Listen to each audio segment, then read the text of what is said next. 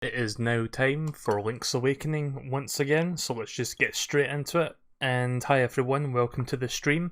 I hope you're all having a good day.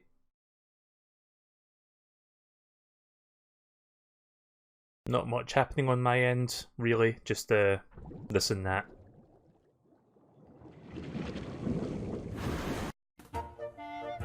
So I'm going to be going on a bit of a seashell hunting today because now I've got the, what was it called, the seashell sensor, or something like that. So I should be able to find more seashells this time around, but I'm also going to be doing the next dungeon shortly. But I guess we'll start by checking some previously visited areas, because I'm pretty sure I've missed a few shells. Remember that this game has at least twice as many shells as the original game. I don't know if it actually is like 40 or if it's more than that. So I guess I'll start by going back to the beach and then start looking around from there.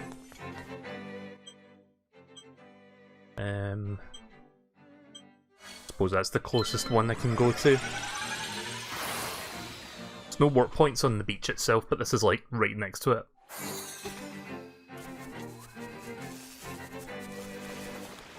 Oh yeah, I've got the Pegasus boots now, so I can do that.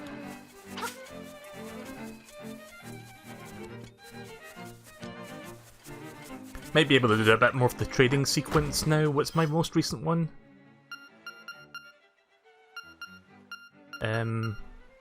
What did I get most recently from the trading sequence?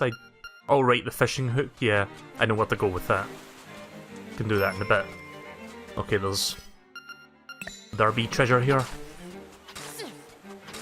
There it is. Yeah, this is going to make things a lot easier, thank God.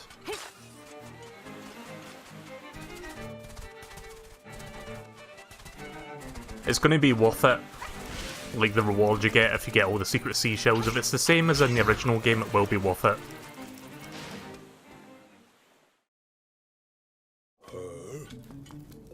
Oh yeah, I can't do anything in here right now.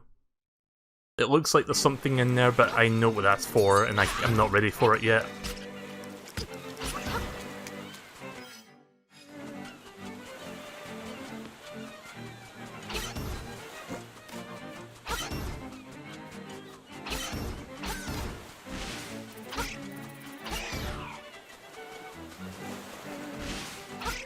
Well, it seems like there's... Oh, there actually is one here. Alright, start digging. As Marin would say, yes, dig to the centre of the earth. That's exactly what we're going to do. You got Mario Kart Tour. Oh yeah, that came out today. I haven't played it yet. I was thinking about possibly doing a stream of it, but I didn't really feel like setting that sort of thing up today. Because I'm not even sure if it's possible that I could like get that to work for streaming. Maybe tomorrow? I don't know.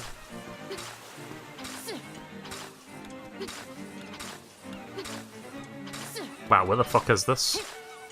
Wait, is it hiding in the tree?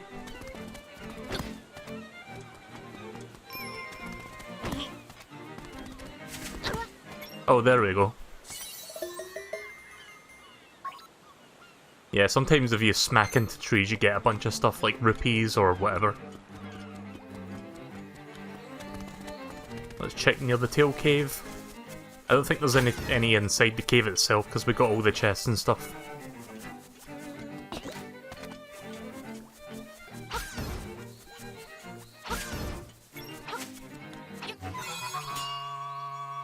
So let's see, I now have 19 shells.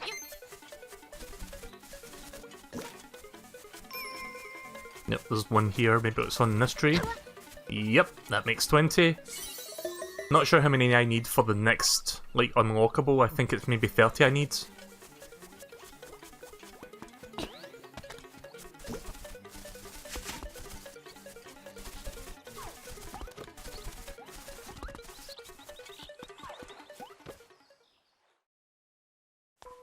So I've got some news for people who've been waiting months for me to finish Kingdom Hearts Birth by Sleep. There's a bunch of like bullshit you gotta do in that game to see the true like ending to the game, like the secret episodes. But you have to jump through a lot of hoops in order to do that, and I've been putting that off for a while. Like, I've been doing that off the stream just because it's kind of boring. Like, the most egregious part is killing 9,999 unversed, which, as you can imagine, it takes a goddamn long time. I finally finished it today. I grinded the fuck out of it today. Like, I played it for 3 hours straight while I had a marathon of, like, angry video game nerd videos playing in the background for background noise just because I wanted something to listen to. So I did that. I finally finished that, and I should stream it tomorrow, the finale. So that's going to happen. I know it's been, like, what, 2-3 months since I streamed the last part of, like, Aqua's story, so it's going to be a bit of a gap between the two things, but now you know there's going to be a finale for that, probably tomorrow.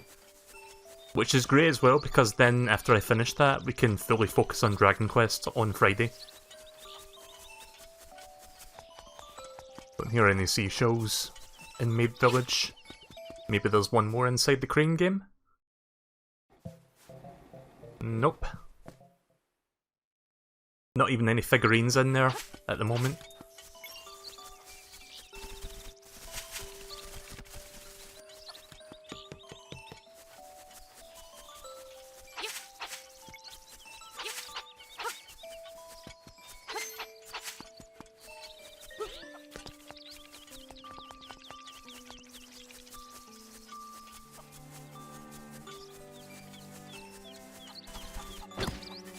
Oh, nice.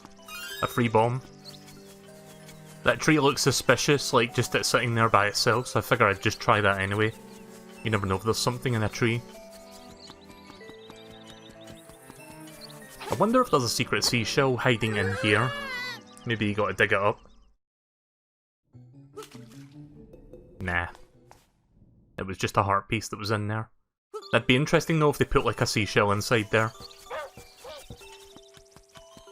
And you wouldn't know about that because there's a very good chance that when you go in there for the first time you don't even have anywhere near the money to afford a shovel.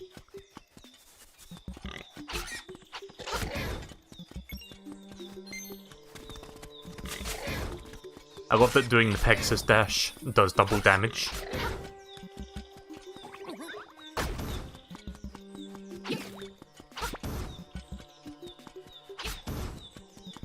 So I did check for a patch on this game before Nintendo, but like I can't even say sentences right now. I checked to see if Nintendo released a patch rather before I started the stream. No patches came out, unfortunately.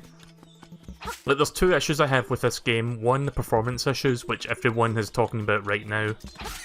And it's not the worst thing, but there is like noticeable frame drips. Yeah, we'll go with that. There's frame drops here and there, and it can be a bit annoying. But it doesn't make the game unplayable, it's just kind of hard to... It's a little bit annoying when it's like... You know, it's like a nice smooth 60 frames per second game, and then sometimes it drops to like 30 for no reason. Other than because they couldn't fully optimize it for some reason. So I'm imagining there's going to be a patch coming out, but I'll probably finish this game before that happens, realistically speaking. Oh.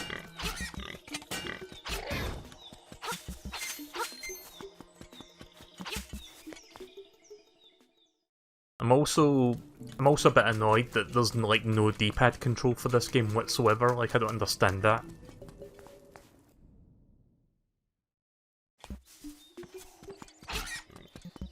It's like, why would you not be able to play this with the D-pads? It just makes no sense. It's like playing Super Mario Maker, but the D-pad doesn't work, but the analog stick does. It's like, why? Of course, that's not the case with that game. That game actually does work with the D-pads, but that's just like an example of like something that makes you question why not. So yeah, that's something very questionable. Sometimes Nintendo, they do questionable stuff.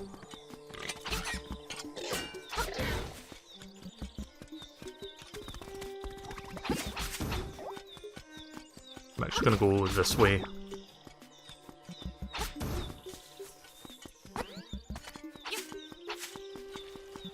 There is a spot that I didn't properly check up this way. Like, we checked the Mr. Wright's house, but there's a little bit of extra stuff back here that I haven't checked yet. Piece of shit almost knocked me into that like.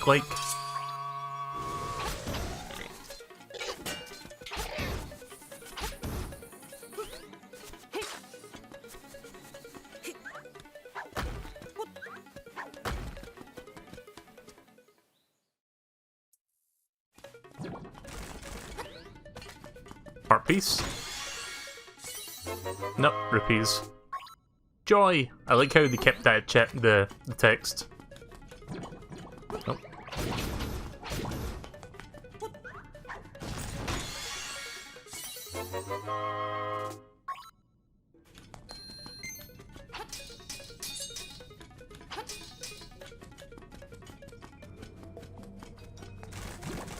I'm almost certain there might be a wall in here somewhere that I can bomb, but you don't see the crack for it.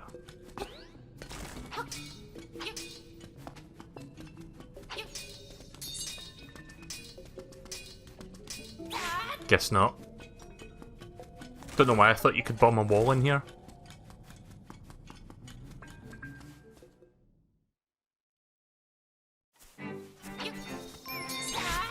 Right, there's a shell over there, I think.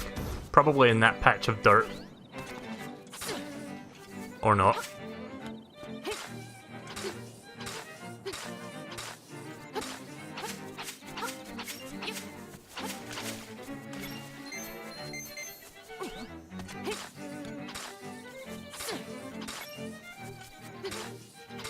There it is. It's an odd position for the secret seashell. It's like before I started digging all this up, there was like a small isolated patch of dirt here. You'd think it would be in that, but there you go.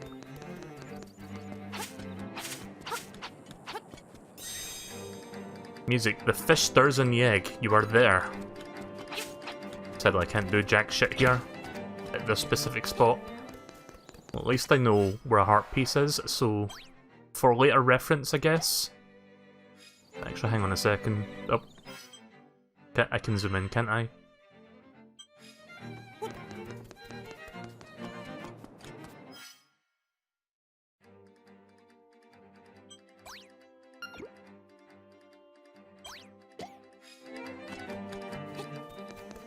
I really need to make use of that feature more often. That's a really good feature to have.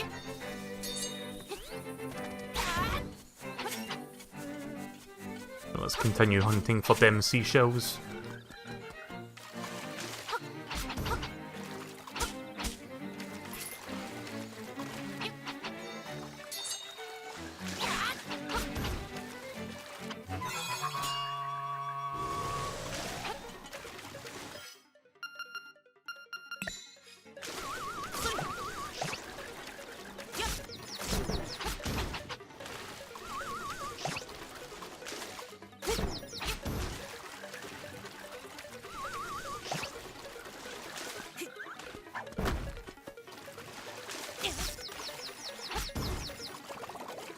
Not entirely sure if there's any seashells in here, but I'm gonna quickly check to see if I did all the rooms in this one. Oh, there's a chest here. I somehow missed that. Well, it's not a shell, but hey, I've got more rupees, so that's cool. Yeah, I fully completed this. Right, let's get out of here. At least I checked and I realised that I missed that chest. Oh.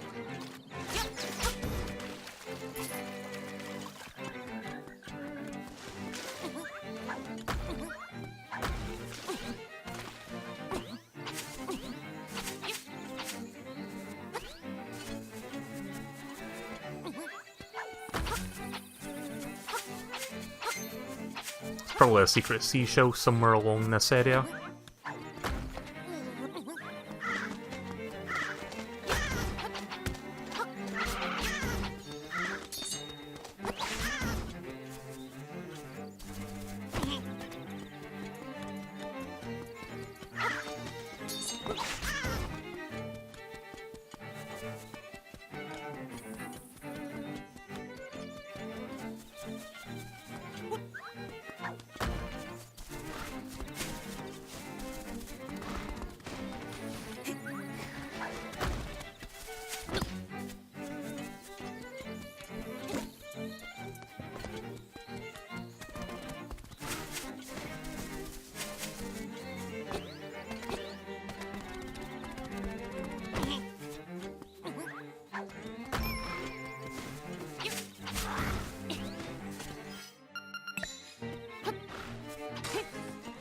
There we go. That seems like a more obvious spot to place one of those.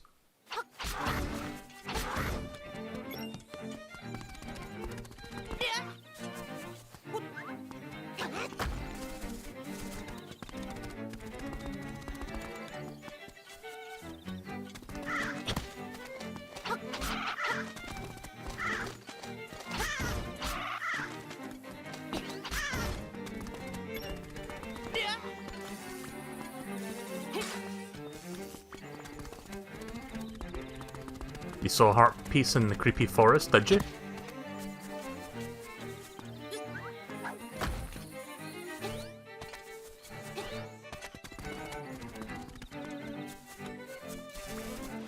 What do you mean by creepy forest? What, this area? Or do you mean the Moblin forest?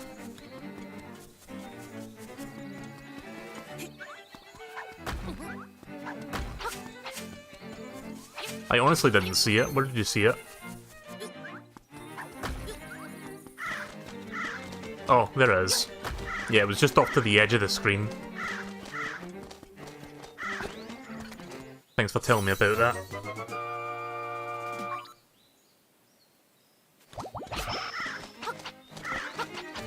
I guess when you're busy fighting crows, you tend not to pay attention to the very edges of the screen.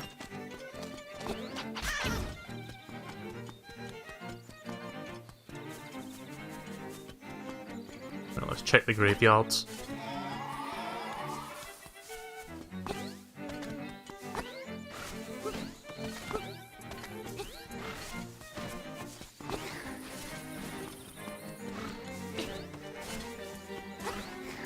What's this room lead to again? This isn't the colour dungeon room. Maybe there's one in here?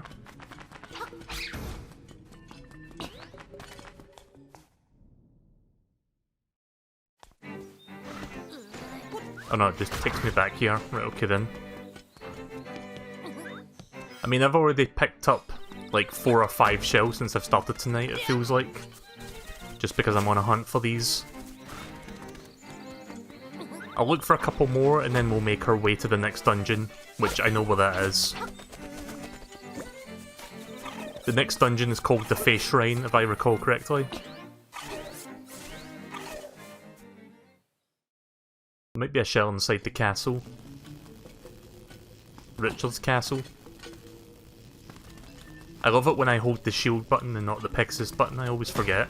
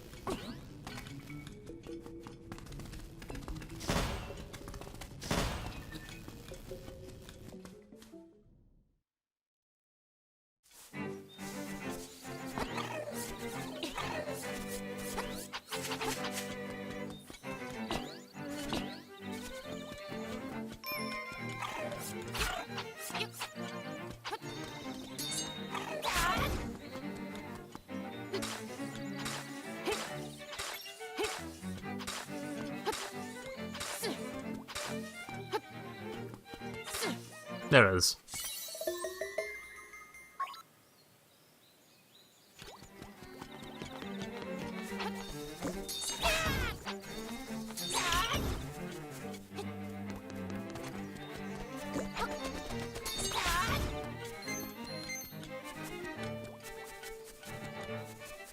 Oh yeah, I can swim in the water now. It's probably a shell here. Yep. I was wondering what that was for. I think that seashell was there in the original game as well. Wouldn't surprise me.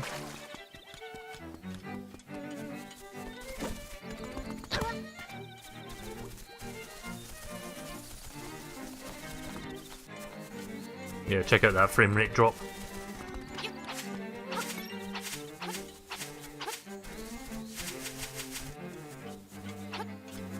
I'm not entirely sure if that area behind Richard's house has a seashell in there, because I haven't heard it ping. I'll have a quick look, just in case.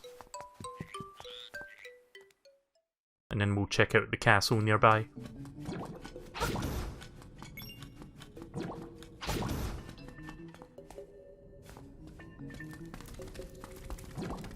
It's funny how since I've added that death counter to the stream, I have not actually died yet. But just to show you that it's working... There we go, 18. Right, let's put that back down to 17.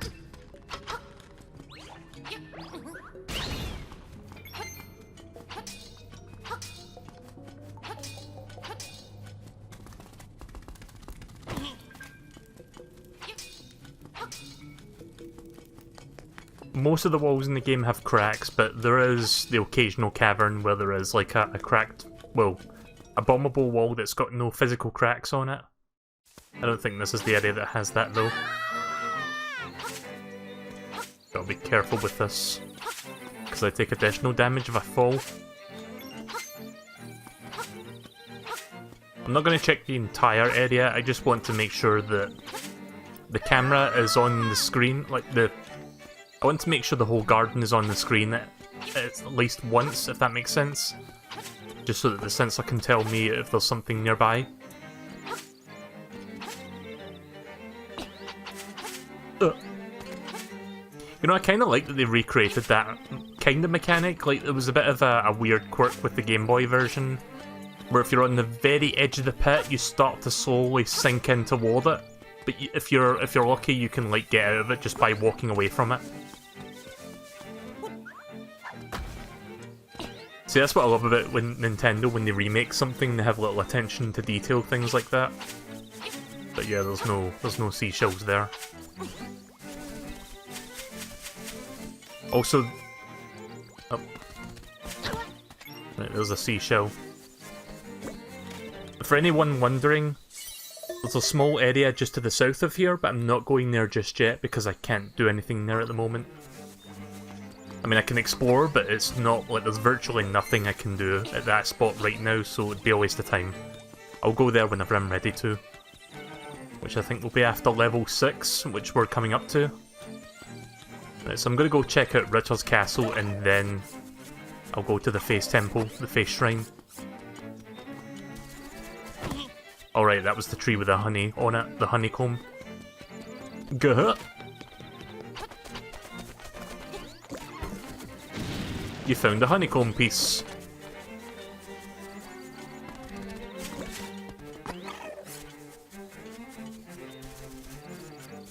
Oh yeah, check that out. Oh, I see a heart piece in the water, I'll get that in a sec. But yeah, this part, even with the Pegasus boots, is too long for you to cross, so I can't do that right now. Need to figure out how to get in that water though, so that I can grab that heart piece. Okay, here we go. Let's see. Right, well it turns out the heart piece I picked up like 5 minutes ago in the Creepy Woods was the last one that gave me an additional heart container. I didn't even realise. So that's good.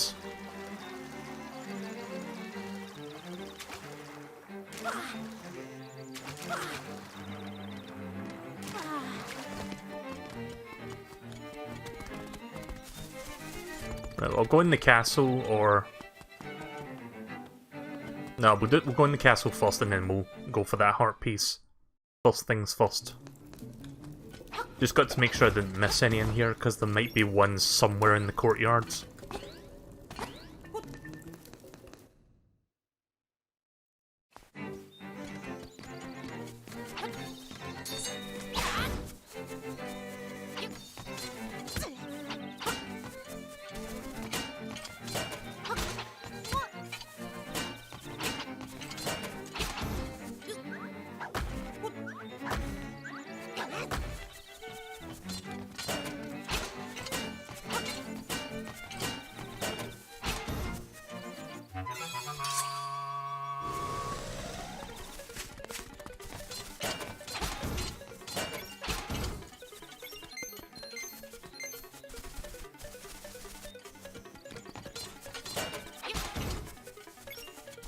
Right, nothing in the courtyard. I'm gonna go check inside now.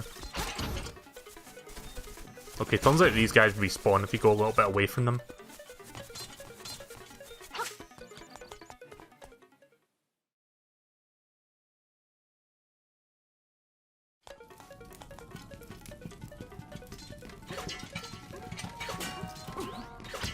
Why did I jump?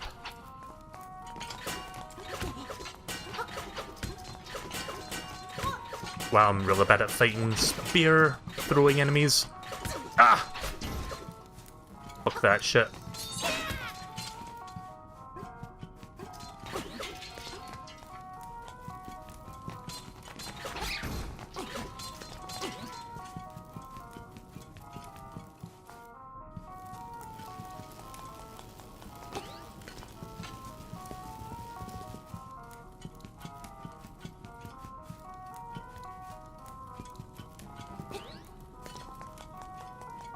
Nope, doesn't seem like there's any secret seashells in here.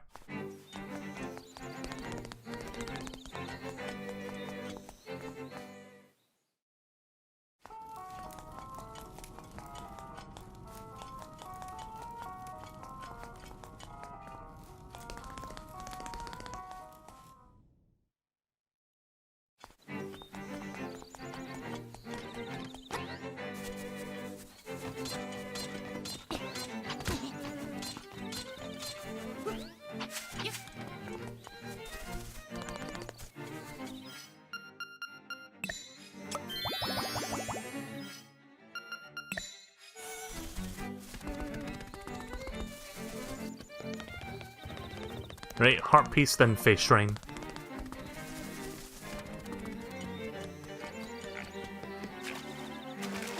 That area up there is just the part where the Angler's dungeon is, the Angler's cavern, or tunnel. At least I'm pretty sure yep, that's what that is. Right, so I'm guessing this is where I have to go to get to that one heart, and then we can go straight to the next part of the game. So yeah, the first 30 minutes of this is just being me hunting for shells, because I figured now would be the right time to do that. Also, you can't climb up there, if anyone's wondering. You may be able to tell with the perspective, but it's kind of hard to tell, to be honest. I just know for a fact you can't go in that door until much later in the game. Which is to say, after level 6, or dungeon 6. Can I use the ocarina within the water? Nope. Gonna have to find the surface before I can use that. Can you move while you're underwater? Yep. Oh, secret seashell. Right, that was definitely worth coming back here then, just so I could pick that up also. I almost missed that.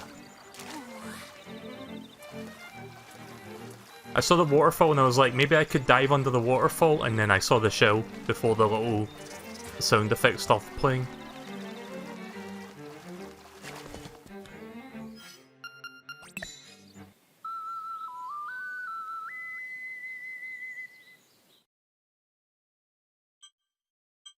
Right, so we need to go over here.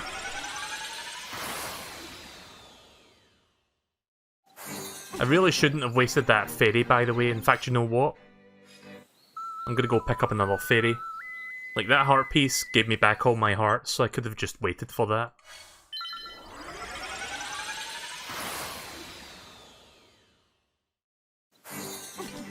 So I'm allowing myself to go back and pick up fairies at any point in the game, with the exception that as soon as I go in the dungeon, I'm going to commit to doing the dungeon without leaving it. So I want to make sure I go into the dungeon with 2 fairies, and I keep doing that. Like, I always pick it up without realising that I have to actually scoop it. There we go. So yeah, once I enter the dungeon with these 2 fairies, I'm going to try to beat the dungeon with the 2 fairies. It's not as easy as you might think in hero mode, even with the blue tunic. I've come to a couple close calls, I've almost died a few times, and I've died many other times early in the game, but that was without them.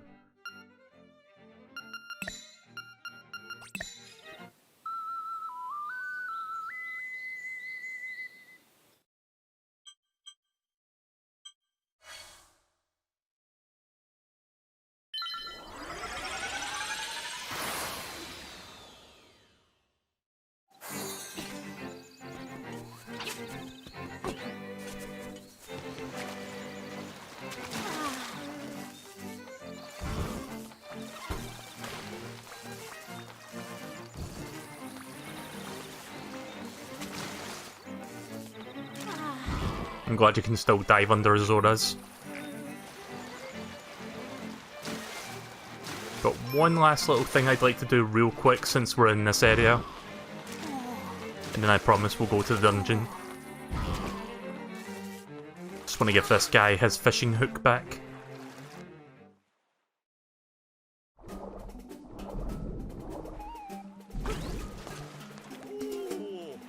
Oh, what is that you have in your hand? It's not a fishing hook, is it? You'd better let me have it. I'll give you my next catch if you let me have it. Keep your eyes open and watch a pro at work. My, that's a big one!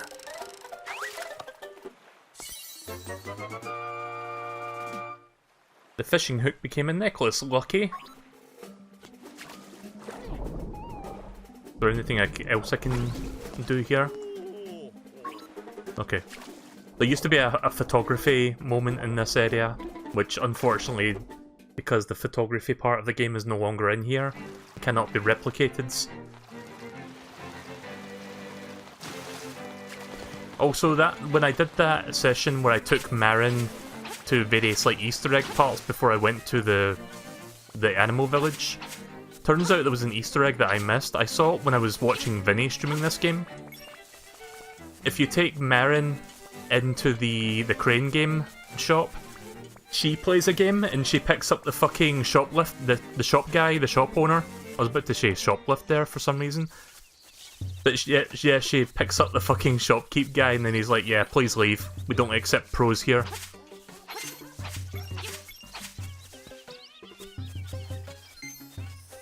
Wait a minute, where's the... Oh, it's up there.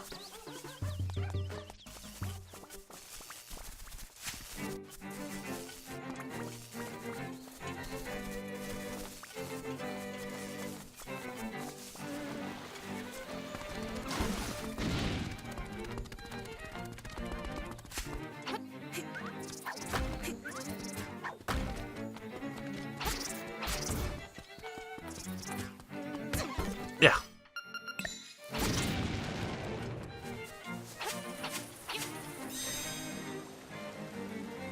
The windfish slumbers long, the hero's life gone.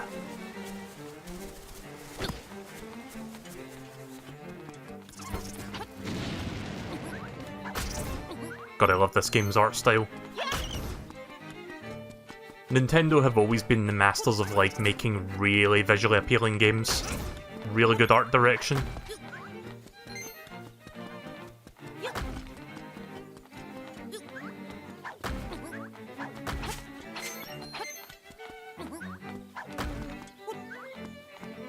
I don't know if this rock can actually hit those flying enemies. Seashell nearby. I was waiting for him to come close to me, but he's not going to. Okay, so you can hit him while throwing that. I think the shell is up here. There we go. That's number 25, I think.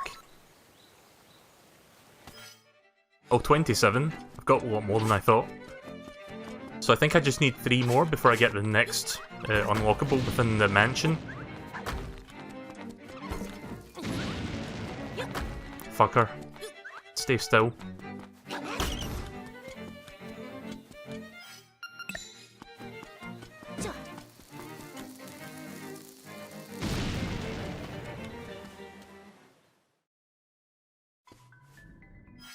Oh, that's convenient. Right, okay, so... I'm not sure what to mark this as. Is there any other symbols I can put down?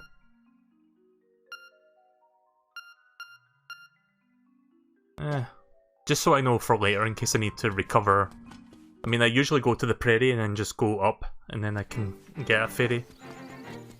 But if that one happens to be closer, I can go do that.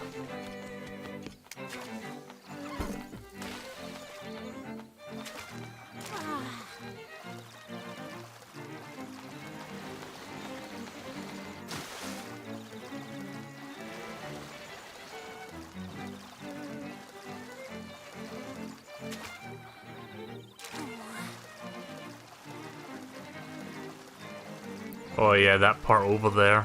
We'll get to that eventually. That's like a whole different region of the map. You can see a little bit of it, but we're not quite ready to do that yet. Right, okay, so it turns out I'm going the wrong way.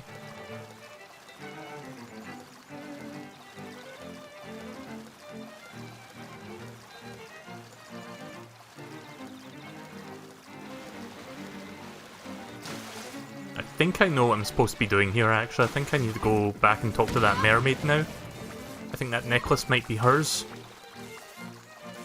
Possibly.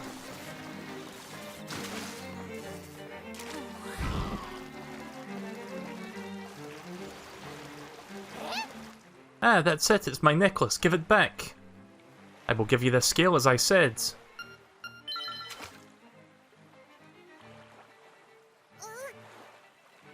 Promise, only take one. This is a little bit... I'm not sure, like, no comment. I'm not sure how to respond to that exactly. You returned the necklace and got a scale with the mermaid's tail. How will you use this? Right, so I think I need to use this in order to get to the next part of the game. I think there's a statue nearby that accepts the scale. Yeah, there is. So yeah, I think in order to get to the face shrine we have to use that entrance. There's no other way around, it seems like.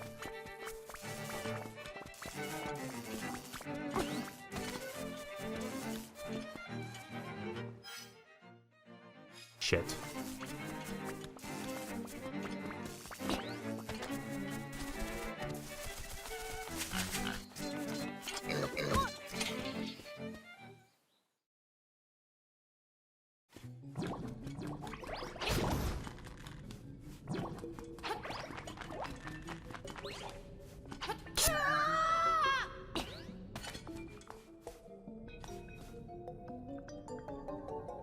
Hang on a second.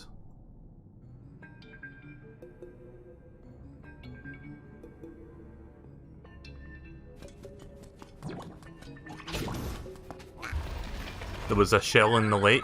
The thing didn't... the sensor didn't go off though. Was it on the edge of the screen again and I missed it?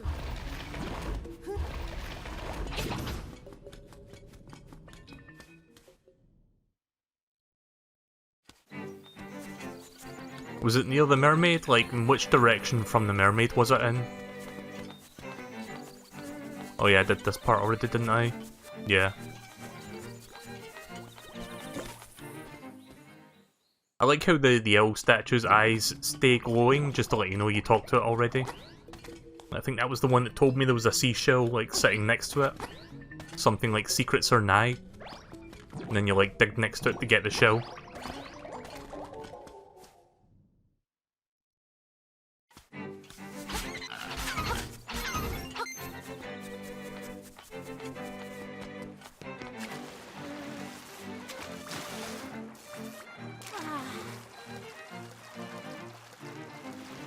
Right, I'm looking at the water this time. Oh, there's the sound effect. I don't see the shell though.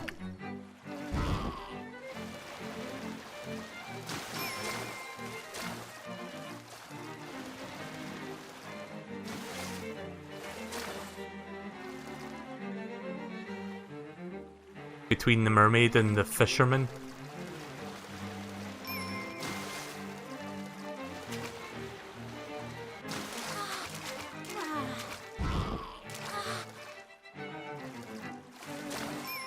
Oh, do you mean in this direction?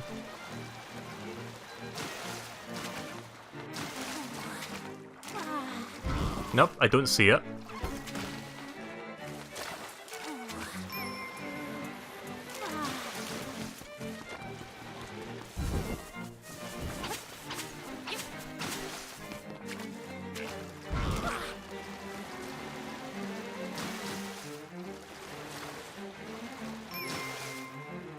Yeah, I guess it might be on that, like, it might be next to that owl statue. I've not actually talked to that one yet. So let me just go this way, and then we'll go around.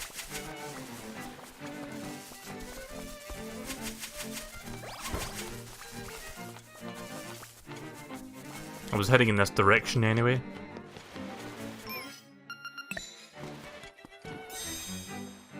Secrets are like water when it comes to bridges.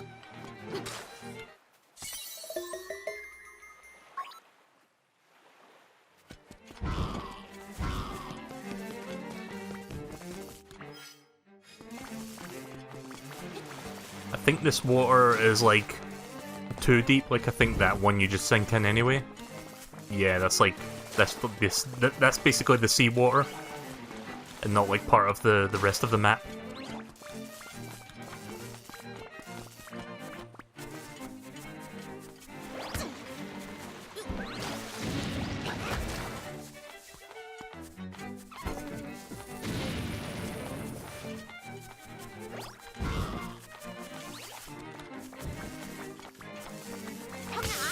Yeah!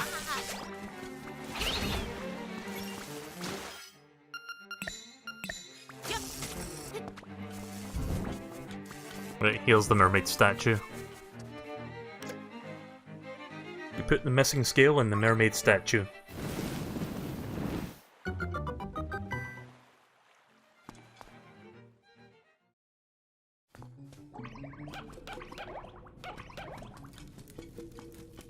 Oh, okay, this isn't what I thought it was. You got the magnifying lens. This will reveal many things you couldn't see before. So this is an item that I think is always on. Yeah. So this is like a passive item. So that's... I guess that's the reward you get for your... the trading sequence.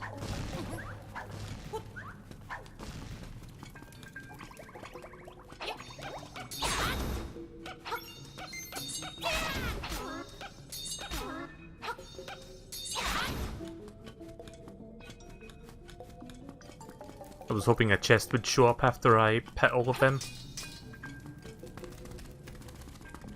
Yeah, there's a couple things I can do with the magnifying glass, but I'm going to wait until after I finish this face temple before we do that one.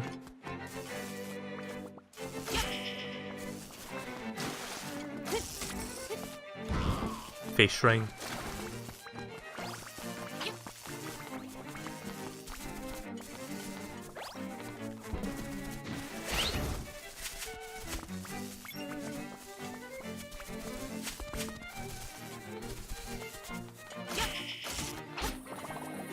At least I can hit the thing when it's stunned.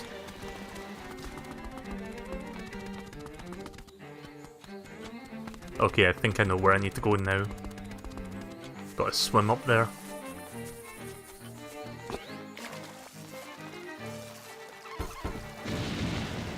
Gotta watch out for them bombs. Do a shit ton of damage.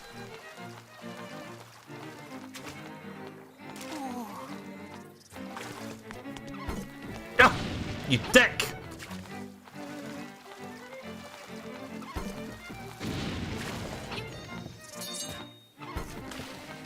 Yeah, why don't you come over here?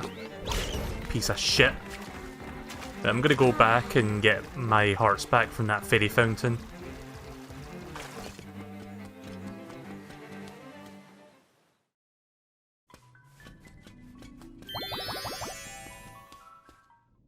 Did I refill my bottles? Let's see.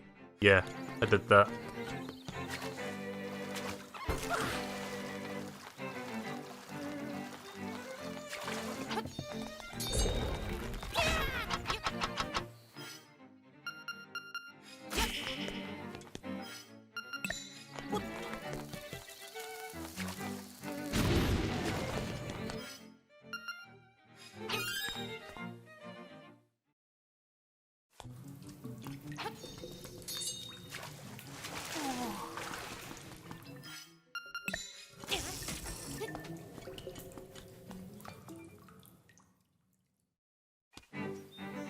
Here we go. Found it.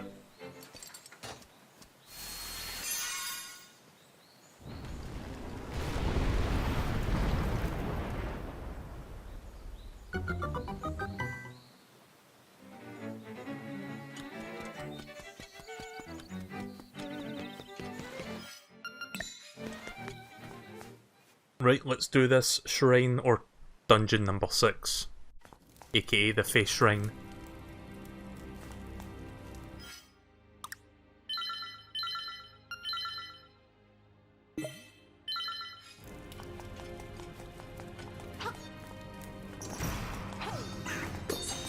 Oh yeah, these guys. They were in the original Zelda, weren't they?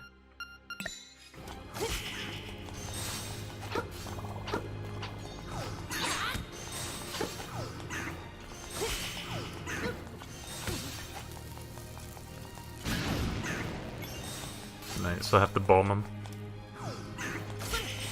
Yeah.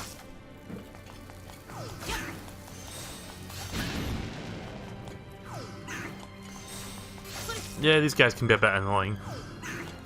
Let me test if this sword spin can kill him. Nah.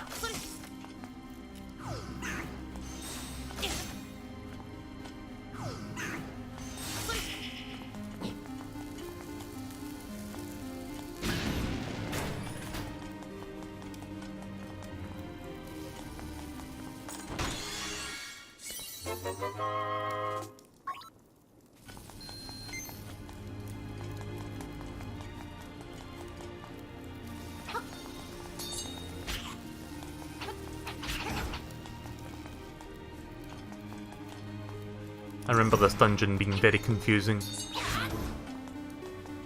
Can't do anything with those elephant statues at the moment.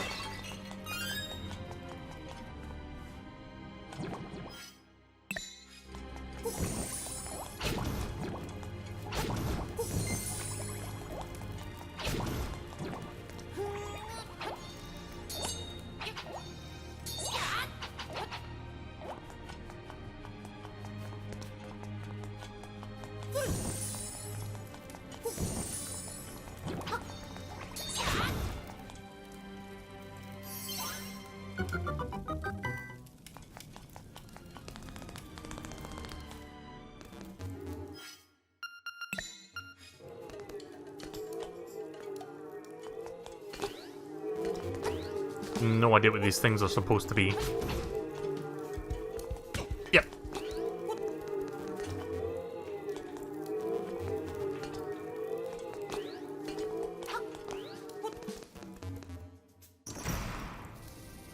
Ah, shit.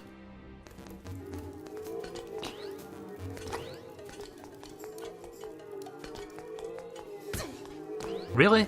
I couldn't hide in that corner?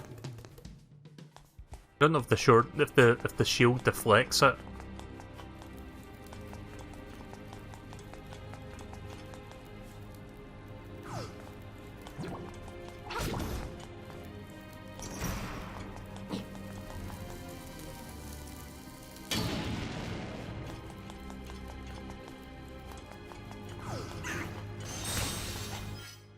Hate those goddamn things. Least favourite enemies in the game, I would say. Really?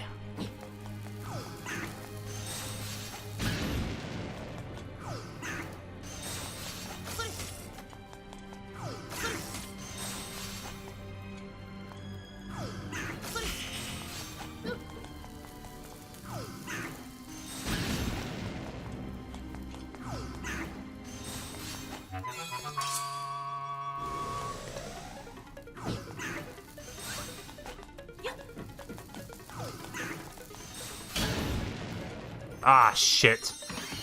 Oh, right, that's good. Well, at least the chest is here. Hang on a second. I hope that's enough to actually hit that. Nope, gonna have to go back.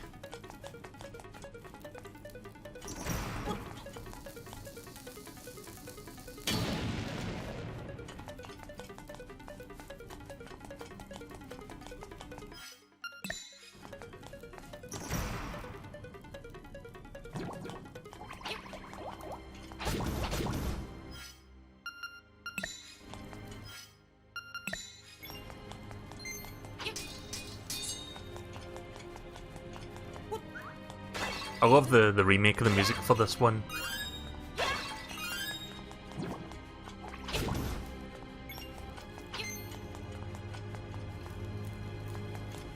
That'll be the compass, I think. Nope, stone beak.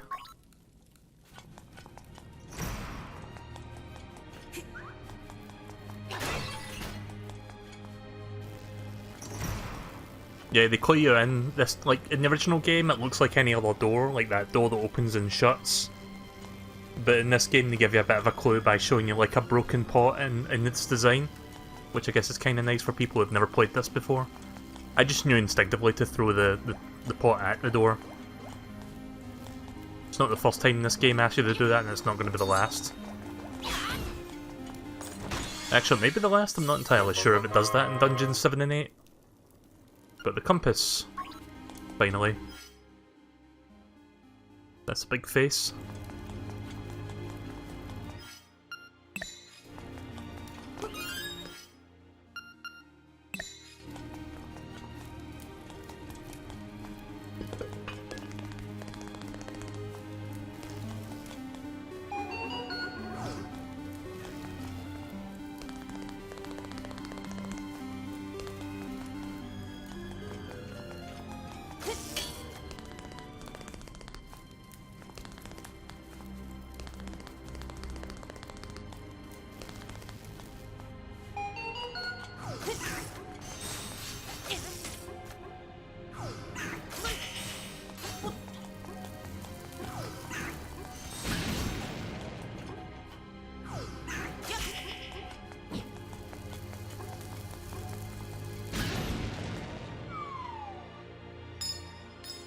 Got my first key of the level. Funny how it took me this long just to find one silver key. And I've been in this dungeon for like, what, 20 minutes now? I found the map, the stone beak, and the compass before I even found my first key.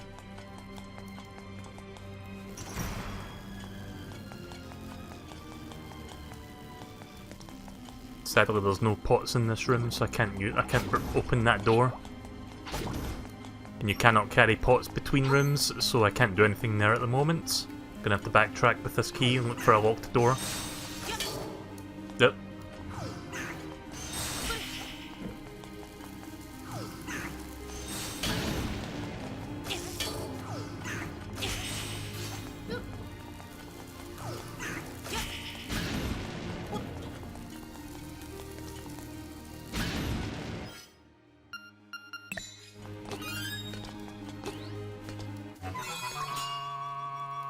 Yeah, plenty of bombs. Good thing I've got those.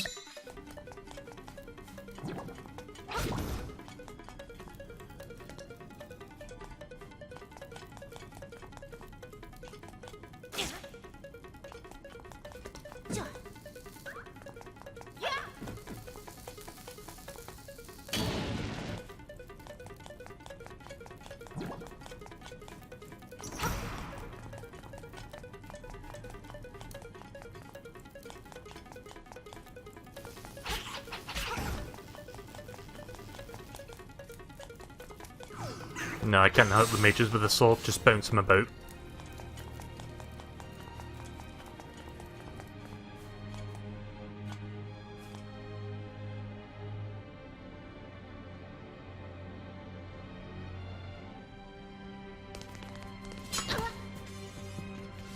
Oh! Oh, I forgot I changed my jumping button. Now this room is fun. Sentient tiles.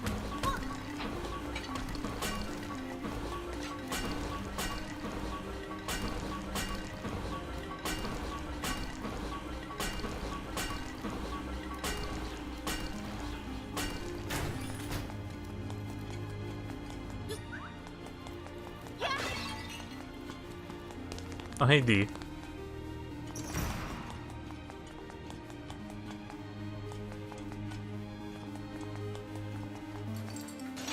At least I found the locked door.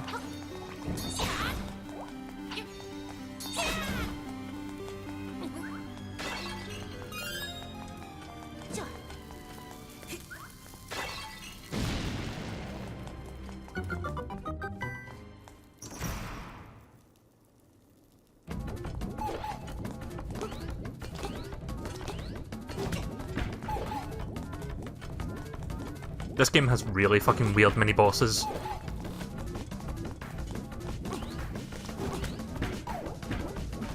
Oh! Tried to pick that up and I got fucking stuck in the wall with it.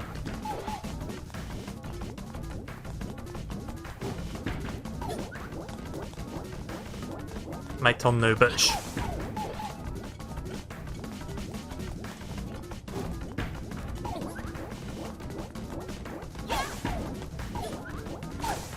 Yeah, get to fuck! Yeah, how do you like that when I fucking throw a bowling ball in your face? Didn't take me long to find the checkpoint.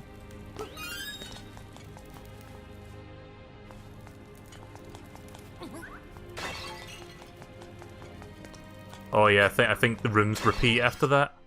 Yeah, so when you go up there, it just takes you back to this room.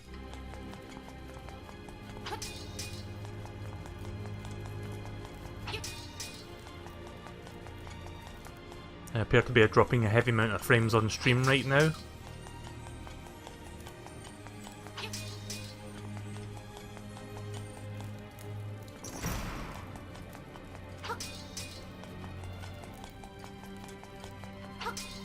Think I'm good now on that.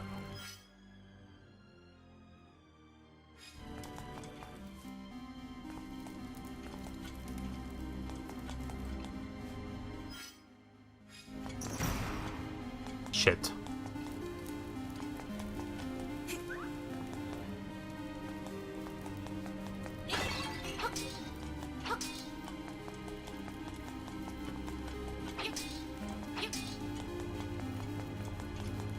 I know there's some trick to this, but I need to figure out what that trick is.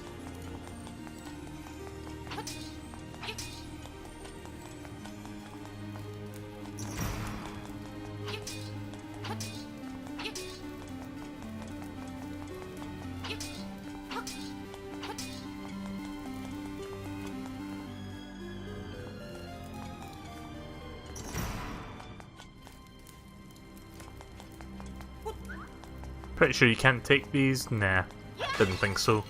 You can't take them between doors.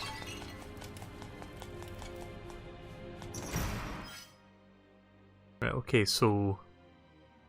where have I not gone yet?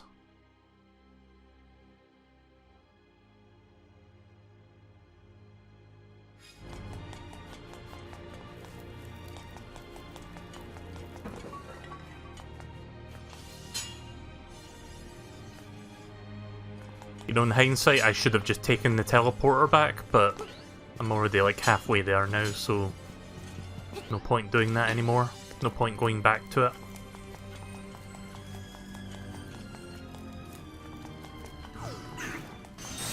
Ugh, I hate these things. I always forget about them.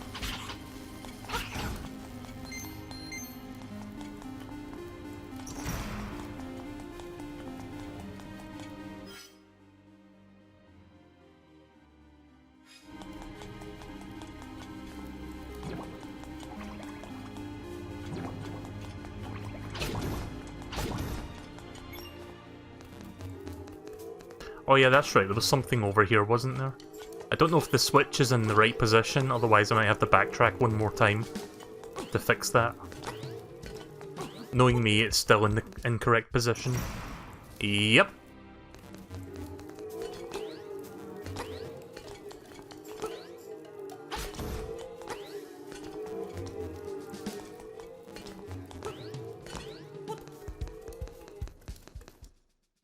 Yeah, I think those things are supposed to be like spotlights, like searchlights or something, but...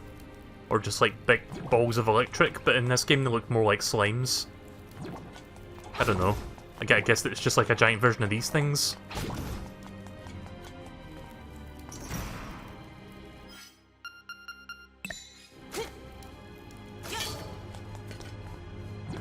Oh, right. Shit. Oh, me and my dumb decisions.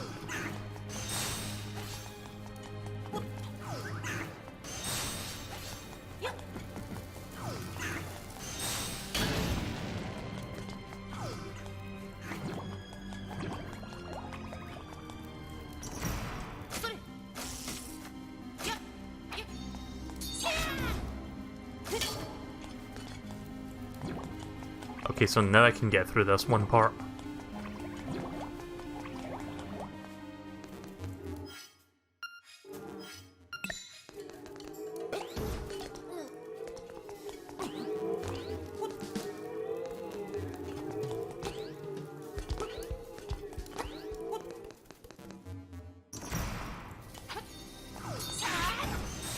Yep.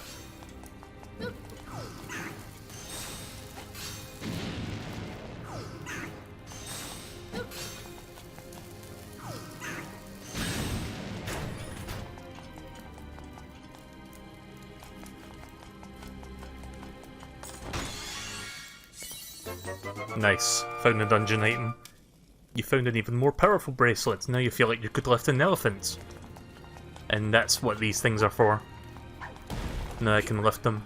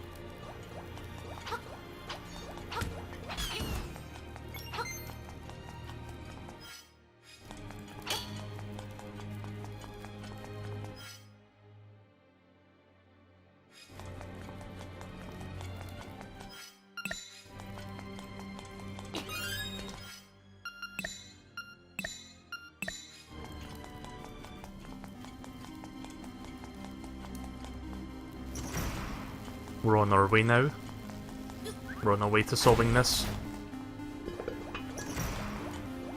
I hope the RNG on these things are a little bit more forgiving than they are in the original game. Basically, there's a chance they'll land upright, or there's a chance they'll stay laying down. In the original game, you could be stuck in here for minutes on end just because they don't stay landing upwards. Oh shit. Gotta be careful not to throw that over there. Nope, it still is annoying as I remember it. It's still annoying. You just got to keep throwing them until they land face up.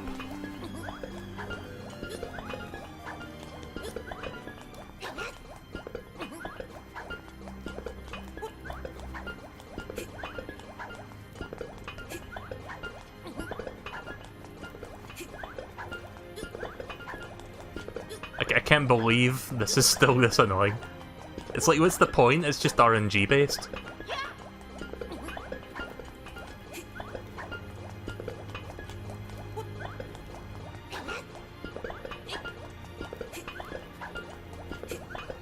Like, something triggers if both of them stay standing up. But until then, I've got to keep throwing them until they do stand up. Wait a minute. Are they supposed to land on these platforms? Is that how this works? Wait a minute. Wait, was this how it was in the Game Boy version? I don't remember. I thought you had to, like, just keep throwing them until they... Oh, okay then. Maybe that's why they never stood up for me when I played the Game Boy version, just because I thought you had to keep throwing them. I mean, they give you a visual clue here. Maybe it was in the Game Boy version. I honestly don't remember. But yeah, even then it's a bit random as to where they land, so... Nope. Wait a minute. I think I understand what's going on now with the throwing. Ah, okay. So you know how they bounce all over the place? Turns out there's like a pattern to it. They bounce diagonally. I had no idea. I played the Game Boy game countless times and I had no idea that's how that worked. Well, I've learned something new today. Go figure. I feel like a dumbass now.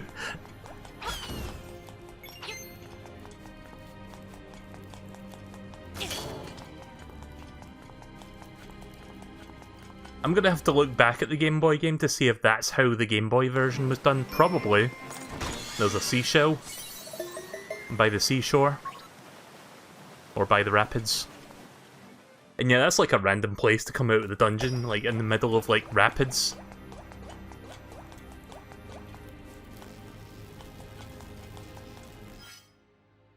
Right, okay. I'm gonna have to backtrack now to where that mini-boss was.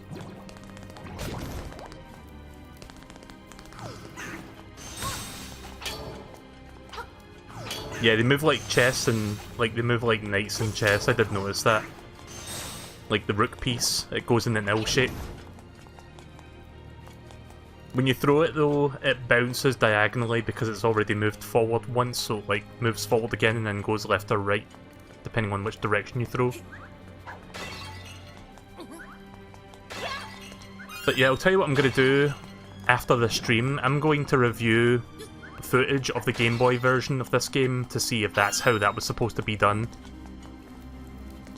Maybe this version changed it to make it a little bit more forgiving, because in the original game you could be stuck for fucking minutes, like I said. I was gonna say hours, but it's not that long. I could have sworn I saw someone speedrunning the game and they got stuck trying to throw those horse heads to make them land right upwards.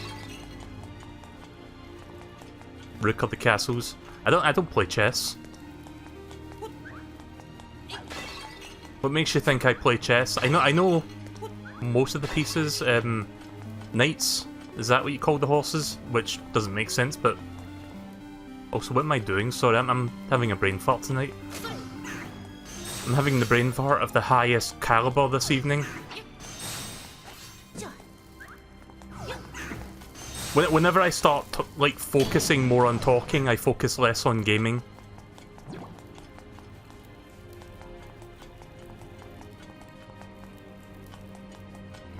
I do know how to play chess, I just don't really partake because I am not smart enough.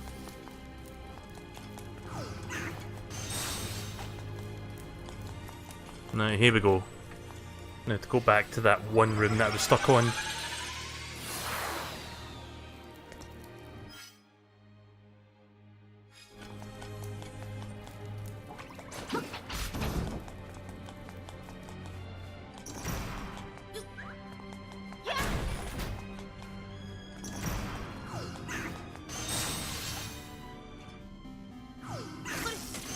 Yeah. Fuck her.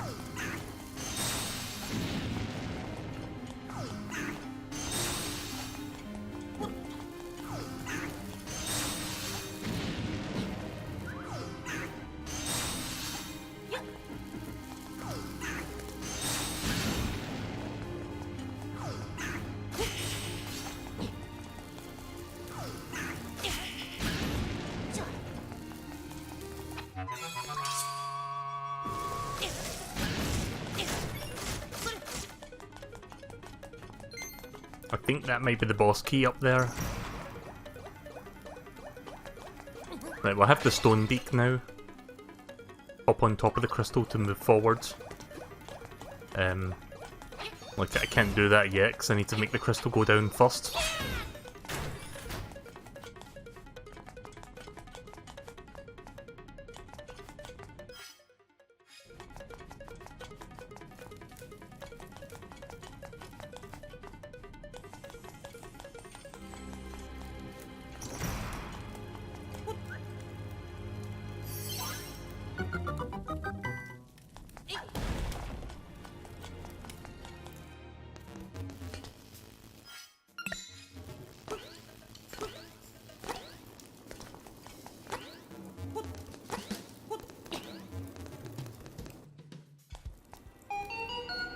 Well, here we go again. Ah, shit, here we go again. I mean, this room is not really that hard if you just, like, hold out the shields. In the Game Boy version, I never fucking used the shield except for this room.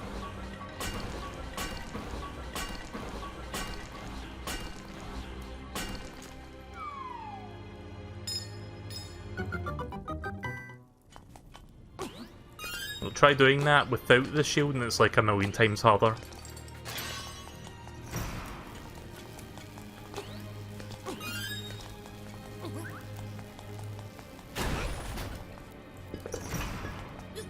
Well, it's time for this bullshit again. Oh.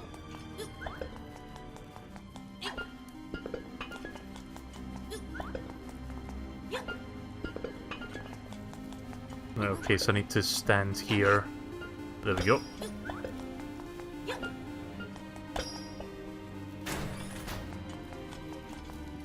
Yeah, I honestly don't remember if the Game Boy version was supposed to work like that, or if it was, as I described it earlier.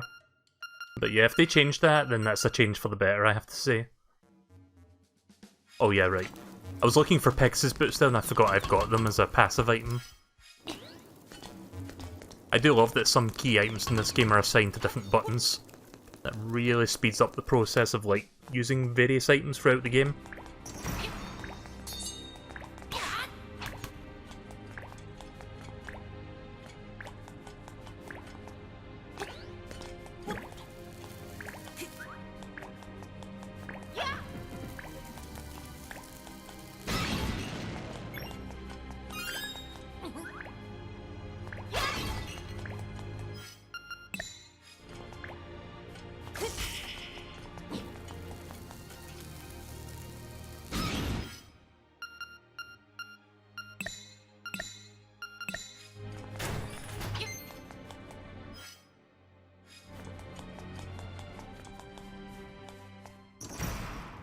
Great! I can't wait to bomb some dodongos! These things are called dodongo snakes, by the way. Fucking weird variant of dodongos.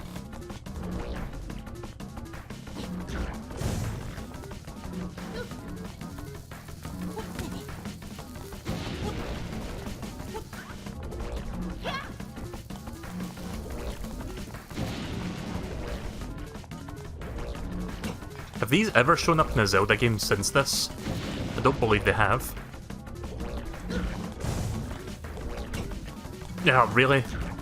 Oh, nice.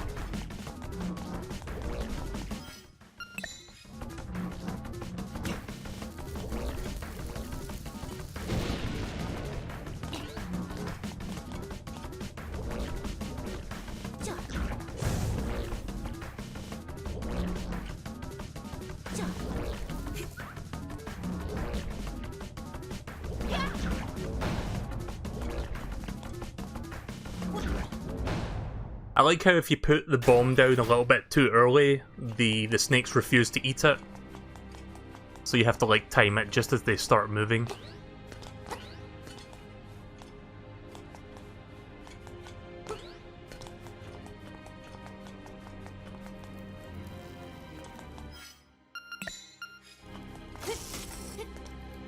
Oh shit, I don't have a key yet.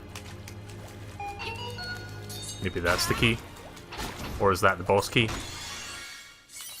Nope, that's the key I was looking for.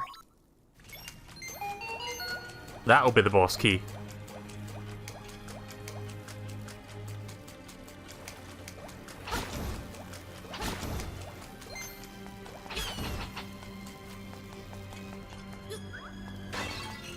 We're almost done with this dungeon. Don't have that much left of the map to cover.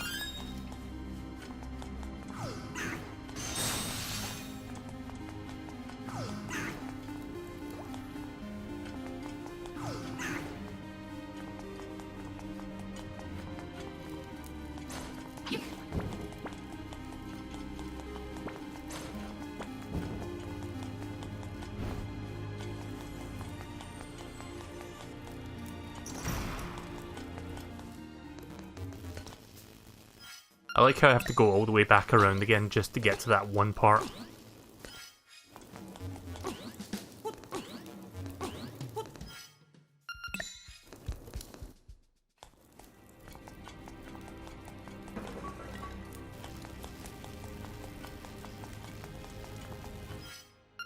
Might as well pick those bombs up now.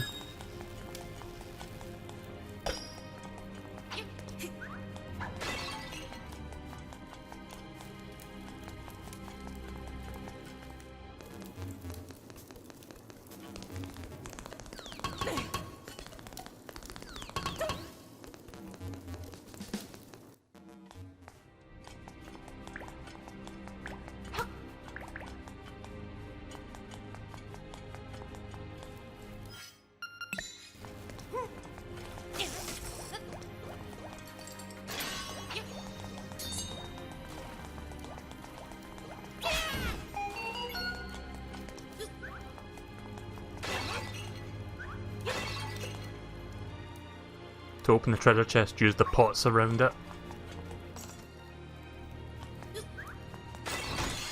There we go. There's the boss key. Now just need to find the nightmare room.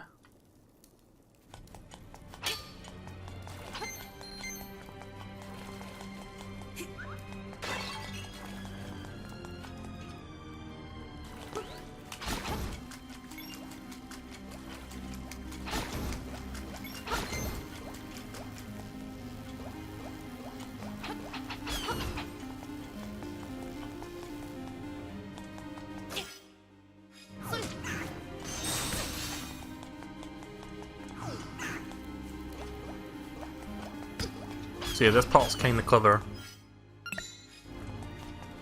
Where you jump onto that, and then you can actually jump on the raised up platforms in order to get over here. And now I can get that chest. Is this a heart piece? Oh, what's this? Secret medicine? Oh, I see. Right, well... Tell you what I'm gonna do then. I'm gonna take an intentional death, even though it's not gonna be a death, because I still have secret medicine on me. Just so I can get full health again. Because when am I gonna come back to this dungeon again? Probably never.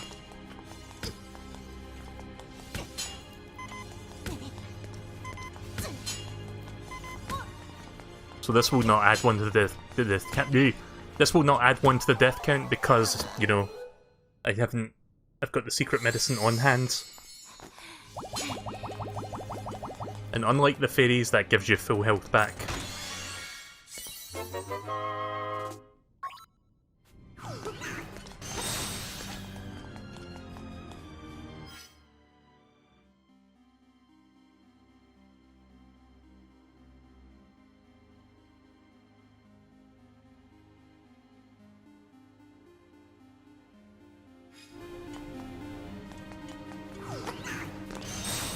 Oh. That was so much for full health then. Where am I supposed to? It's like I can see like another room I've not been to yet, so I need to go back around again to get to it. Yep. Every time those goddamn ghosts though.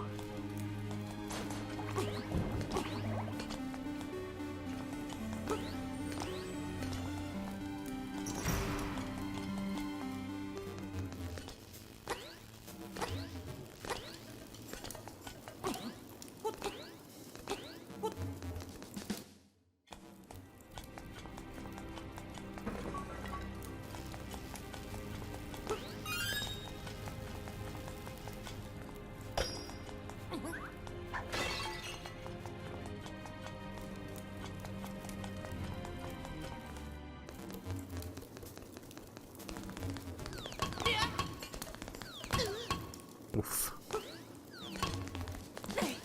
Sorry, I'm rushing it a bit. The fact I have to go back through that room like 3 times just so I can get everything. I mean, maybe 2 times if I did this part first, but I didn't know.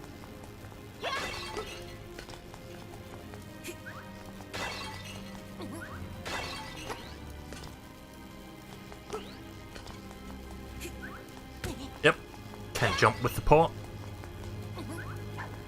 I love making dumbass noises every time I get hit by something.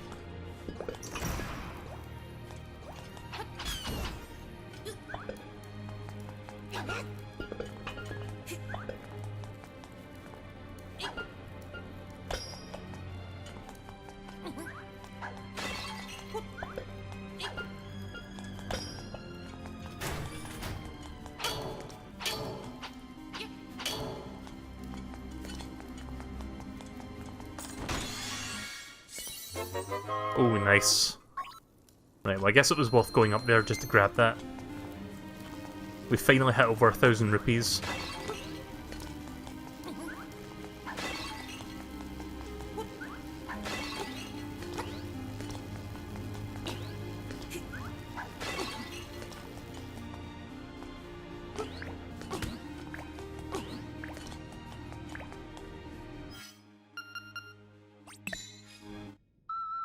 Going to go back to the entrance now.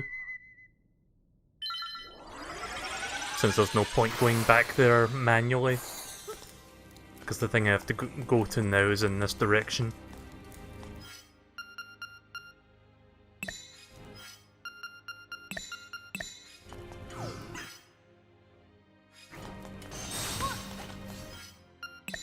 You know what, I'm going to keep the jump on.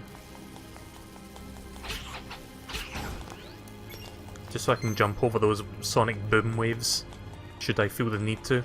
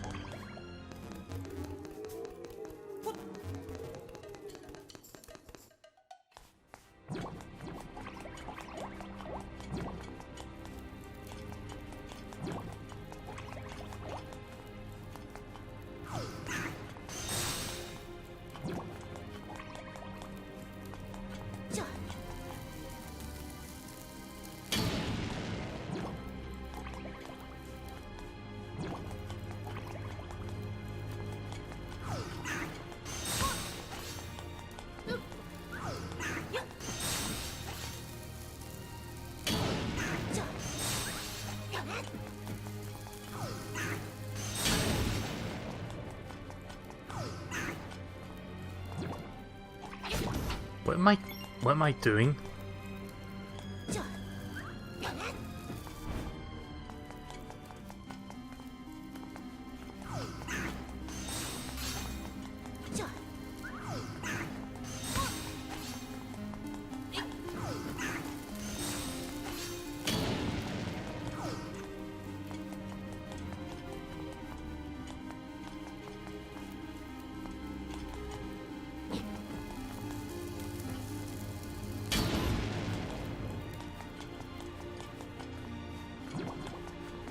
I don't even know if this is the right trapdoor. I forgot which one it was.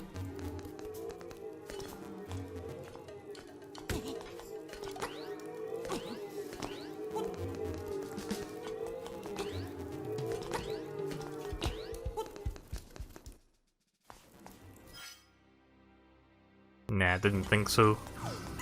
I went the wrong way.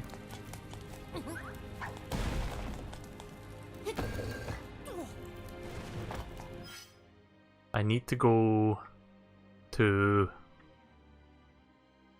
I think, up there, and then that should take me to this trap door, or I'm not exactly sure. It doesn't tell you which ones take you to which, so I've just got to figure that out. I guess I need to go like all the way to the top of the dungeon, all the way north.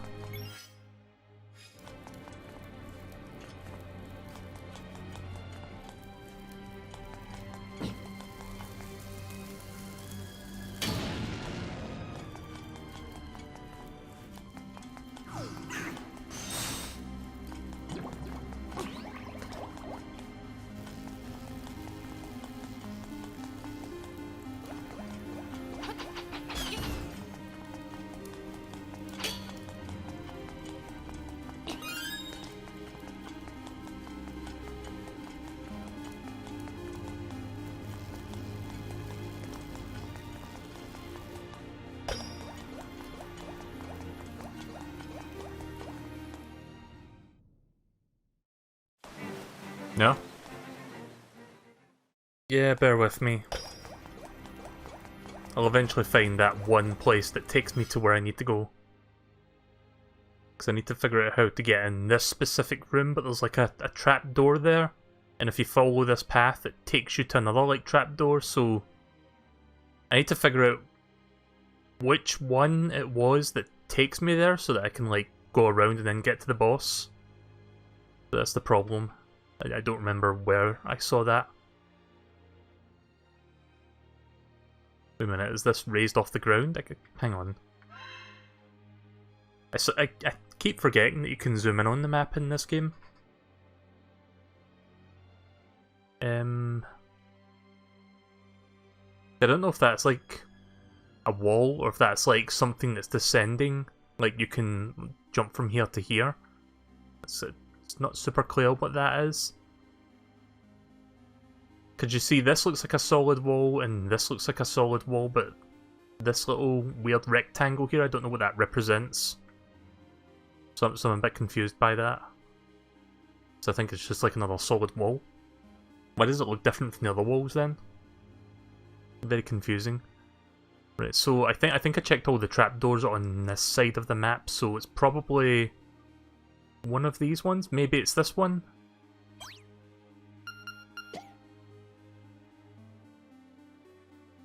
Yeah, it's probably that one. So you know what we've got to do? We've got to go back to the entrance.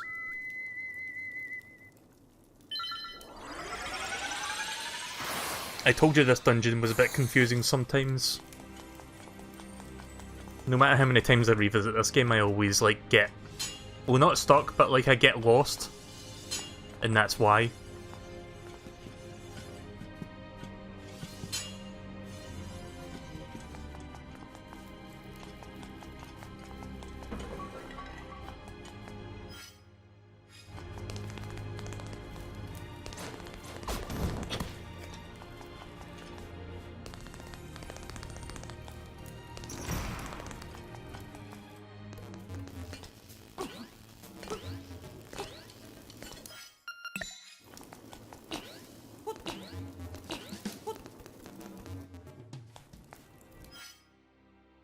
Okay, this is where we need to be.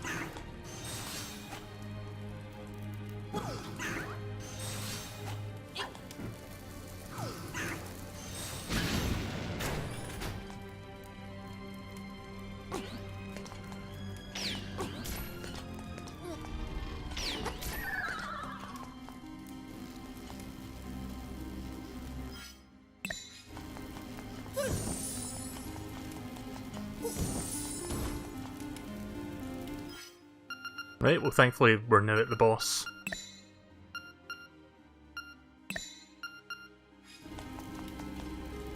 Let's see, is there anything else I missed? Not really. Let's get rid of this.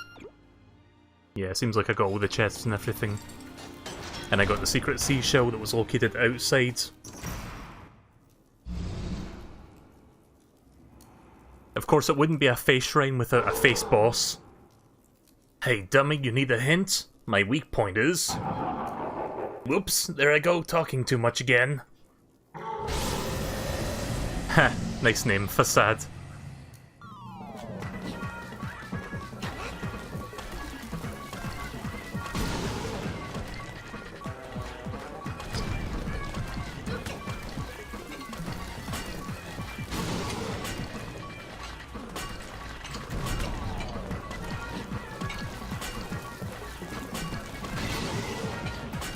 Somehow that managed to hit him there.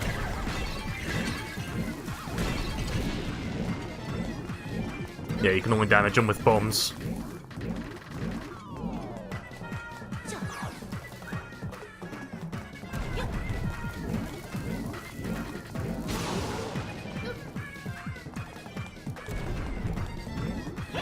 Oh.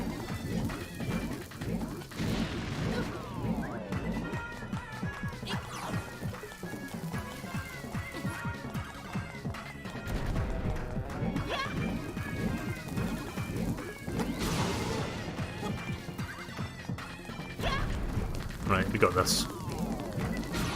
There we go. Okay, listen up.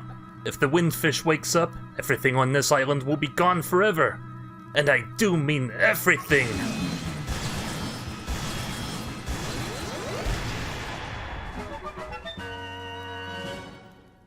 There we go. Didn't have too much problems with that dungeon aside from getting lost for 10 minutes. Think I still have a fairy on me? I do.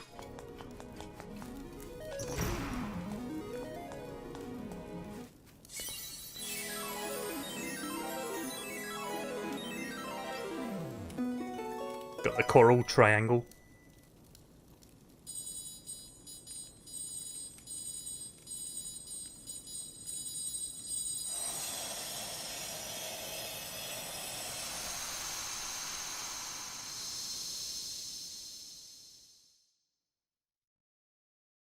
Mountain.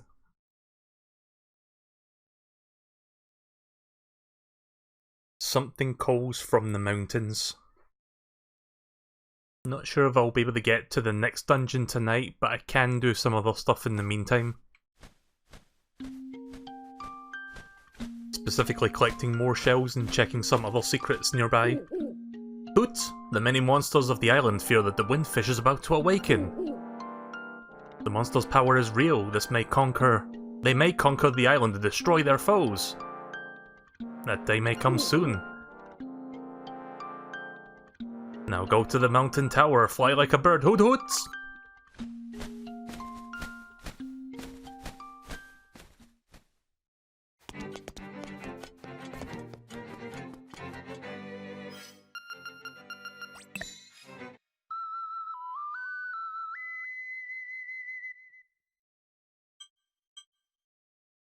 Okay, so there's a few things I haven't quite checked out yet in this area. I like how it's charted out the full mountainous region, even though I haven't technically been up there yet. Like, I've only been along this path here. But yeah, we'll be going up to the mountain shortly. First, though, a couple things I want to do.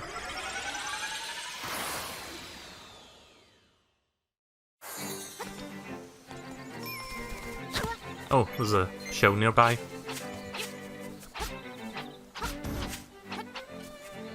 Wait a minute, that looks suspicious.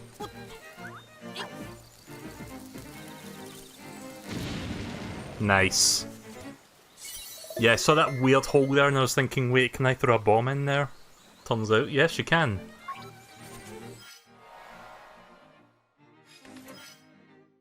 Oh, I've got 30 seashells now.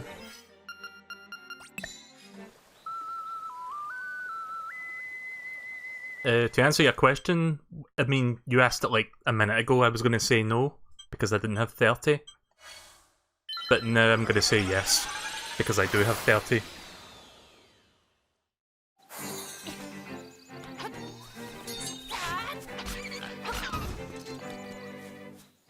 Wouldn't it be weird if you get your next reward at 29? What an odd number that would be.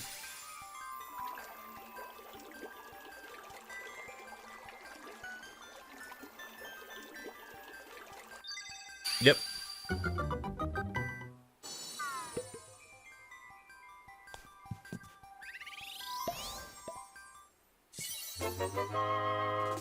Got a chamber stone.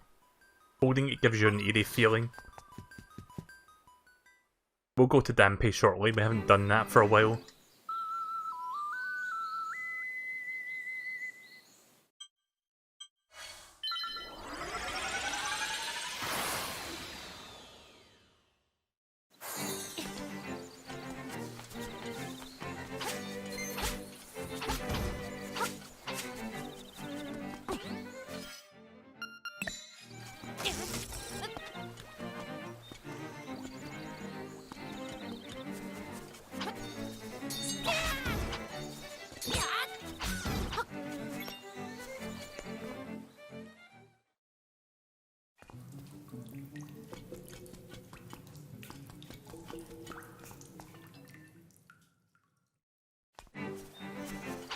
I saw the heart piece, I just can't get it right now.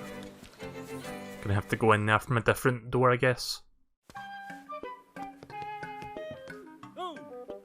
You there, want to go on a raft ride for 100 rupees? There are 2 ways to ride the rapids. With the rapids ride, the goal is to pick up as many items as you can. The other way is the rapids race, where you can try to get to the end as fast as you can.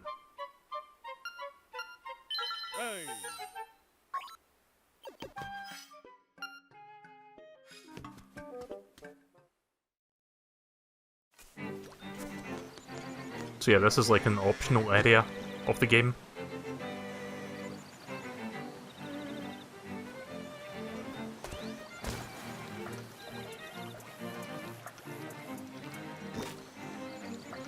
I don't know if I can squeeze between those 2 stones there. Nah.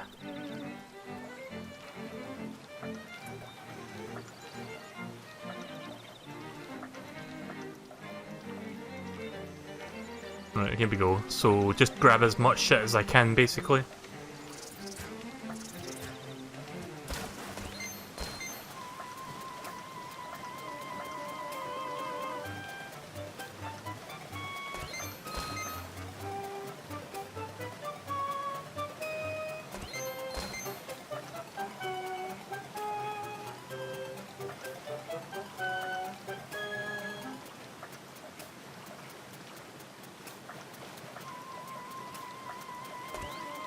Oh!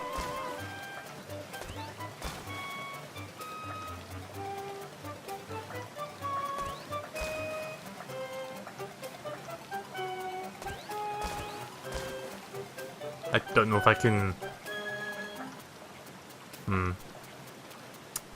Nope, doesn't seem like it's gonna let me. I hope I don't have to spend another 100 rupees just to try this again.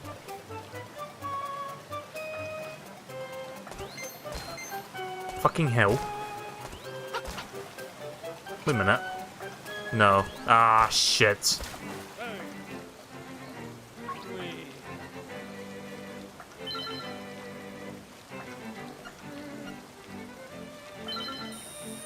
Really?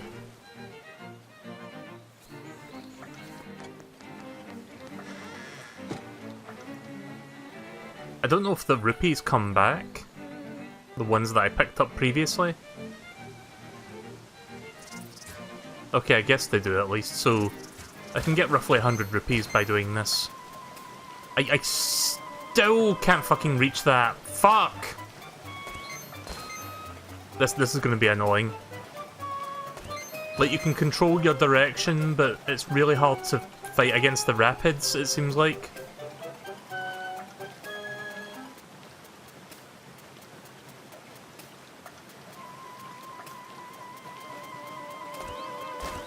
Blech. Okay, I somehow got around that there, and I think I missed a seashell.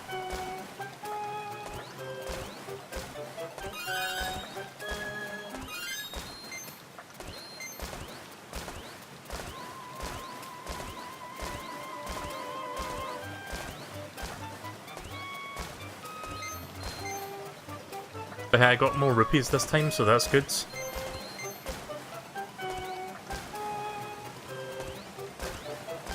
Ugh.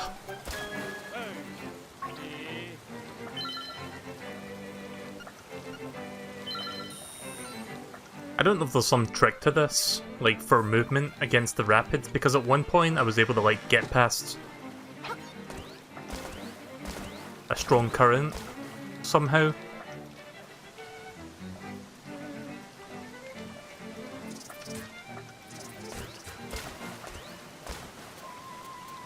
Wow, really? Yeah. Ah! I'm gonna see that heart like a million times and not fucking get it.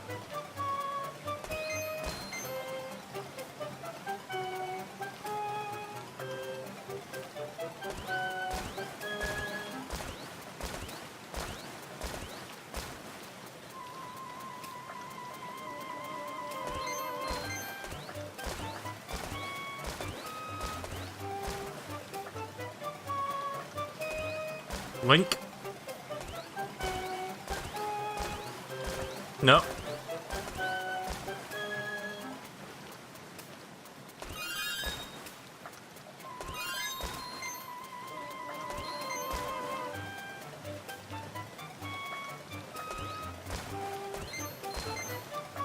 At least I'm making a profit, but it's unfortunate that it's taking me this many tries just to get these collectibles, the important ones.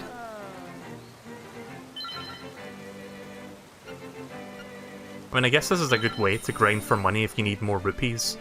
I'm close to affording that tablet thing in the shop.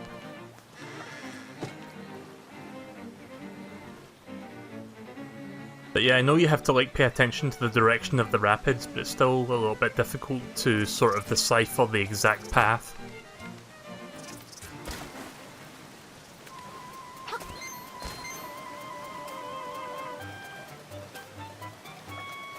Really?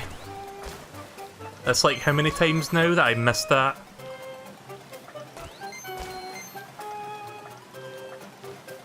You can tell this area gives me a little bit of salt. Might even say nostalgic salt because I remember hating this like in the Game Boy version as well.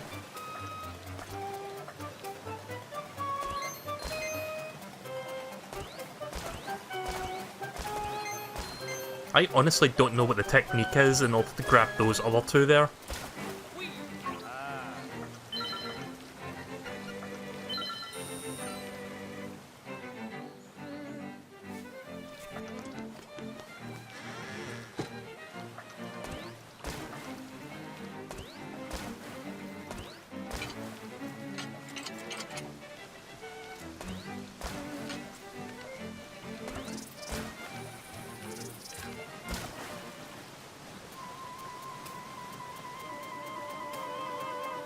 Okay, there we go.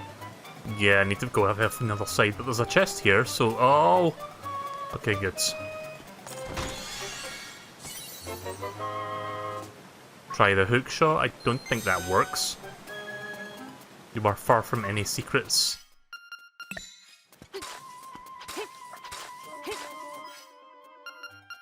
You never know.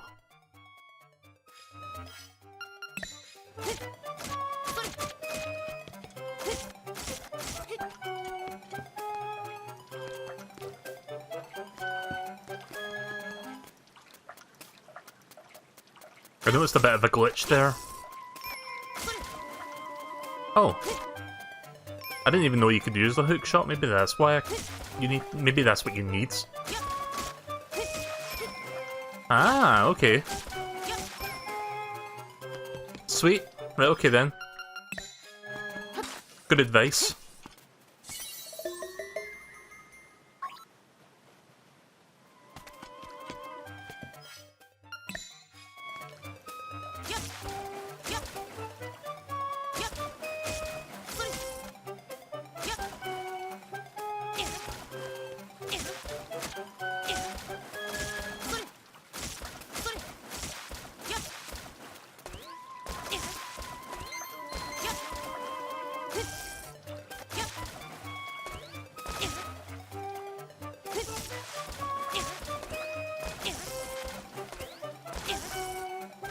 You know, if I can grab onto virtually any tree, I could theoretically go all the way back up to the top.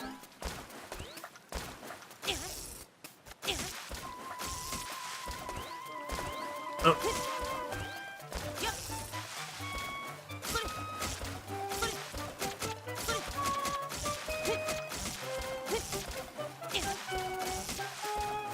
Nice.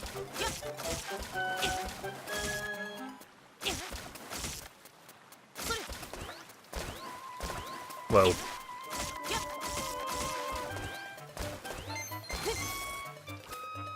I mean, doesn't really matter if I go down that path, I can just go back around again.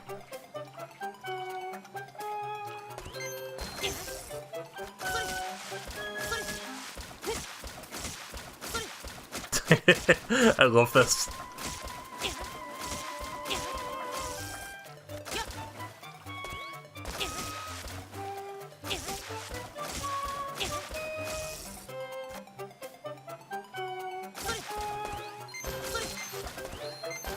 Yeah, that's how you get these ones as well. Oh.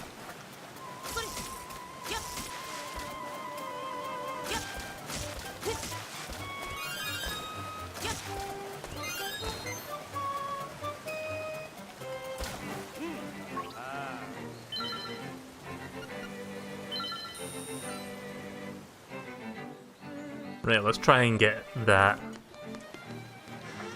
Let's try and get the other thing now. The cart container.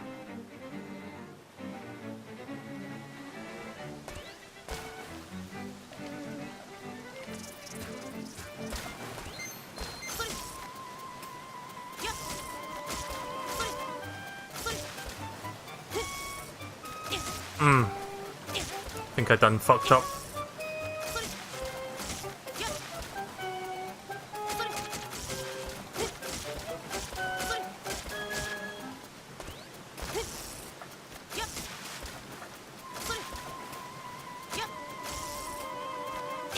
You know, if I had a D-pad, this would be a bit easier because I'm trying to, like, get the right angle on my control stick here. Ah, fuck it. That part can go fuck itself then. If it's really that hard to do it even with the hook shot.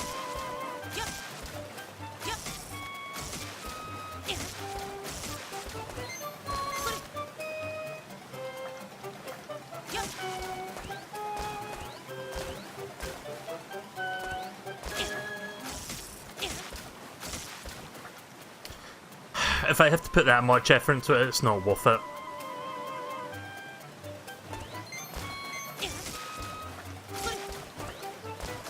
Not like I'm short on rupees anyway, I've got lots of rupees.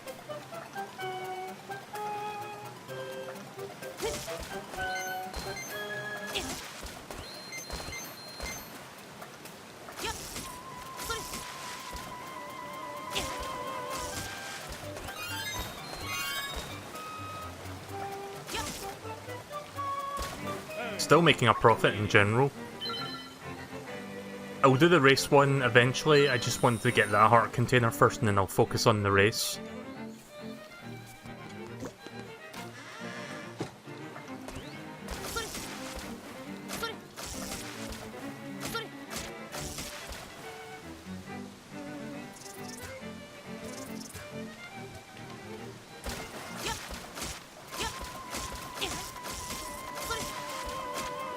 There we go.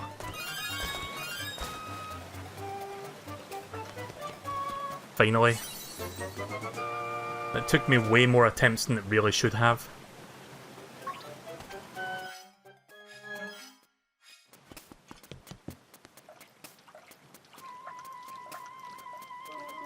I also got the seashell for this area, so I'm pretty much done now. Just gonna collect some more rupees and then we'll do the rapid race.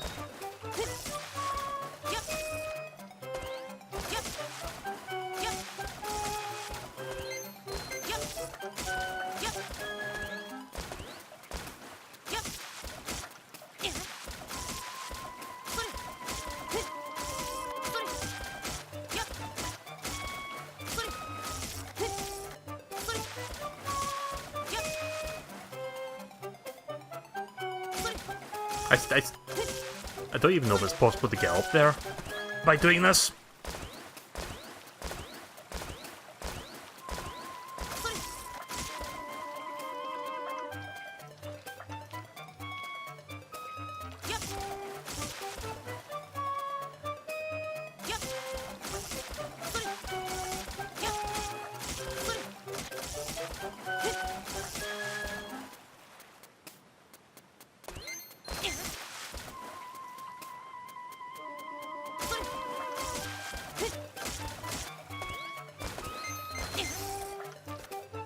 Close enough.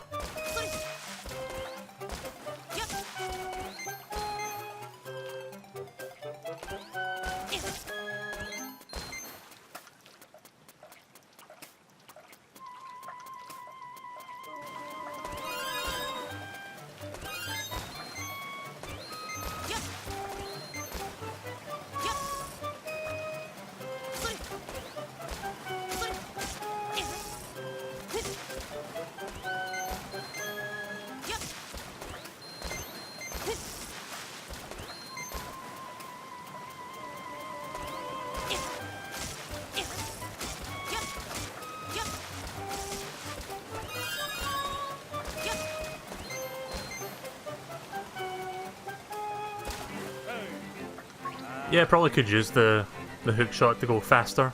But I tried using the Pegasus boots, they don't work here. Which, I guess that would make no sense to begin with, but...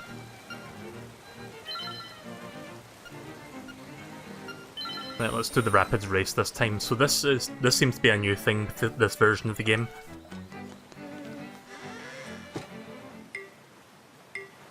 I'm assuming if I do it in a certain amount of time, I get a seashell for it, probably. Shit. Yeah. Off to a bad start.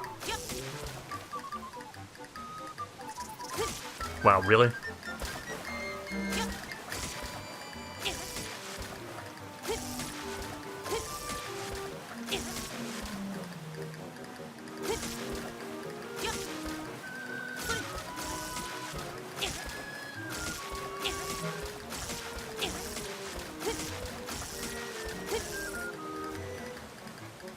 It's gonna be under 30 seconds, isn't it? The rapid race is over. Looks like that's a new record for you. Your time was 33 seconds, not bad all things considered. You want a secret seashell. I heard collecting these things is all the rage now. There we go. Hopefully I didn't need to like get under 30 seconds for another seashell. I mean, it didn't say anything about that, so I'm assuming no.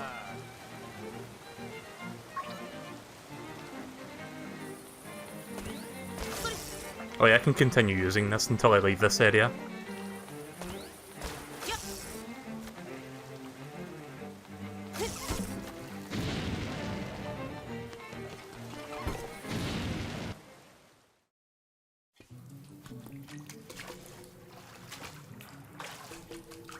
Ah, okay. So that's how you get that heart piece. Sweet.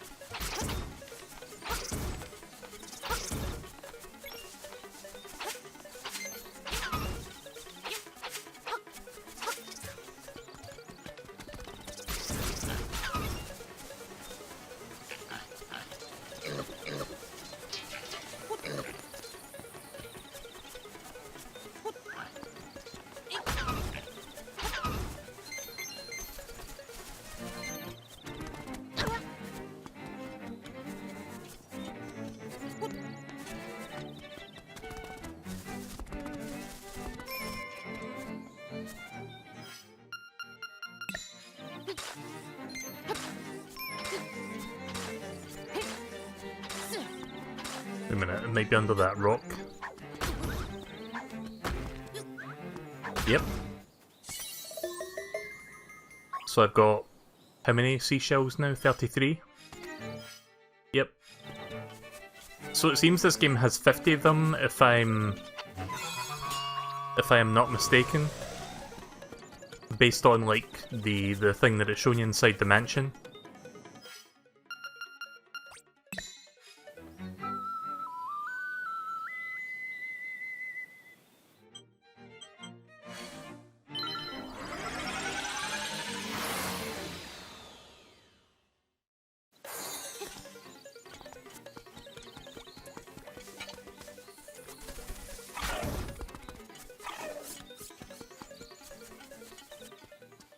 The only thing that sucks about the dashing boots is that you can't go like diagonal with them. Like you can kind of steer yourself to the left and right a bit as you go in a straight line, but it's not like you can dash in a diagonal path, if that makes sense. Which is funny because in this game there's like an actual diagonal walking direction. But no, if you try doing it, you go left or right or up or down, and you can like very slowly veer your way to the side from that, but yeah. It's not a big deal. It just would be more convenient if I could Pegasus dash diagonally.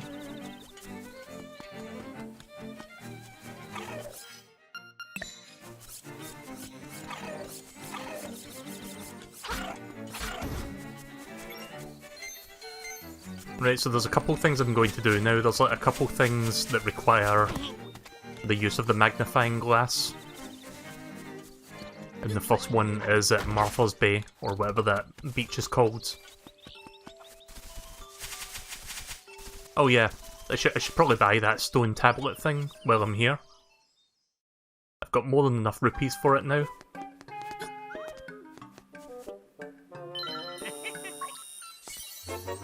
Better be worth it. Let's see if there's anything else that shows up. Probably another stone tablet. Yeah.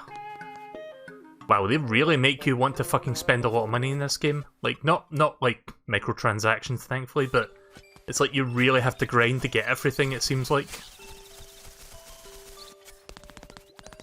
Oh yeah, did anyone hear about that bullshit with Fallout 76? Specifically, a particular piece of merch that got released at GameStop. There's like a product recall happening right now because apparently the GameStop variant of this like helmet thing can develop mold inside, so if you wear the helmet, that's not good. So yeah, they're doing like a big product recall right now and asking people to send them back to their GameStops for a full refund. Fallout 76 is just like one fucking shit show after another. Right, so I believe the magnifying glass works in here. Okay, yeah, now I can see this guy.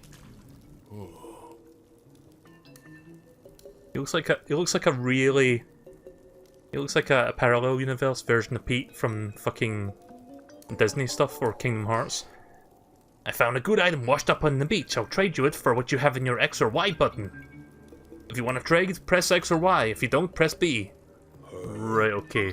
Not gonna do that just yet. There's one more place I can use the magnifying glass for. We're gonna do that first.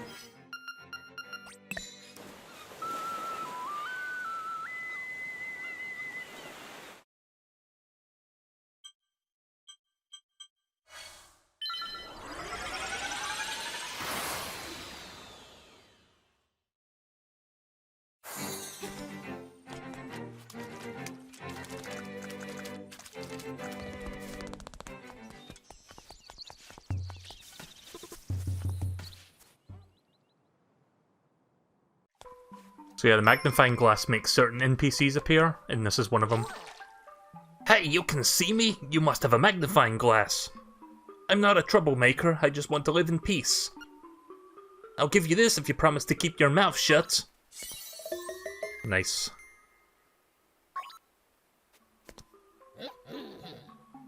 A promise is a promise, okay?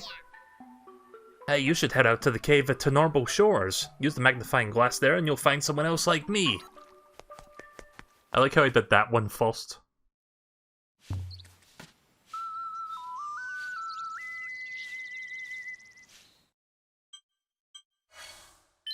Yeah, it's called Martha's Bay. What a weird name. Also, that Zora is like another photography moment in the Game Boy version.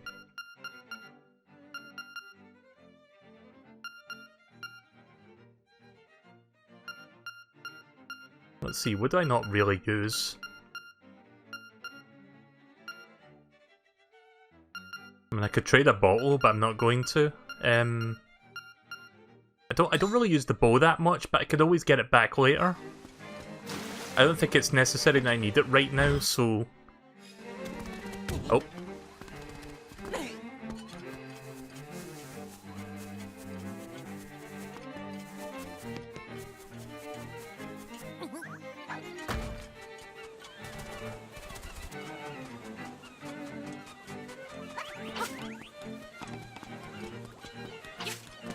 Is there any seashells in this house? Nope.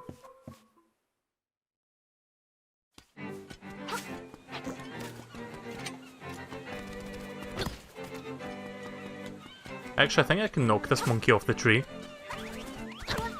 Oh, you can?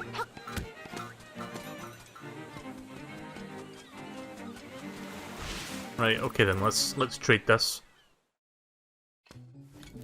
Haven't been using the bow and arrow that much, and I like I said, I don't need it for the most part.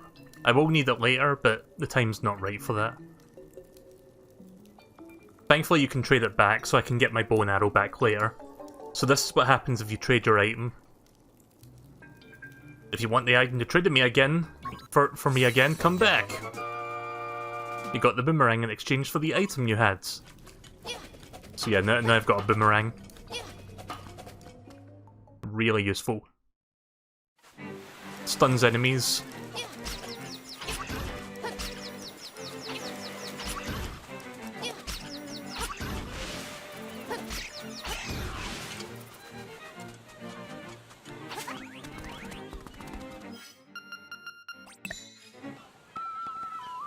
Sadly, you can't have the boomerang and the traded item at the same time. At least not as far as I'm aware. Let's pay a visit to Dampé then. And do some of these dungeons.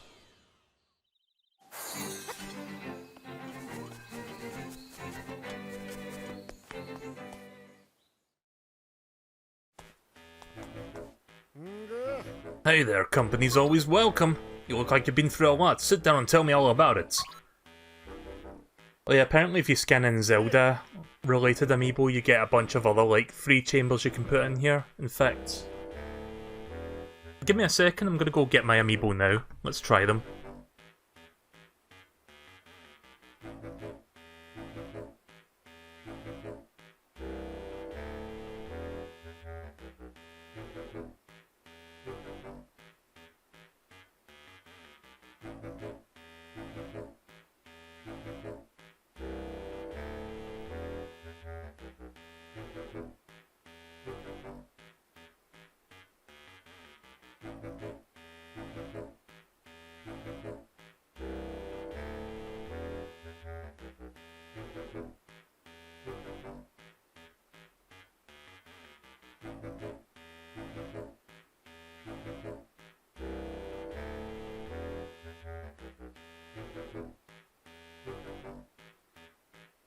Alright, I'm back. I've got a number of Zelda amiibo, but I brought 4 with me for now. I suppose I can scan more next time I do this. Oh, that's quite the tale. Oh, you've got a new chamber stall. Let me make that into a chamber for you real quick.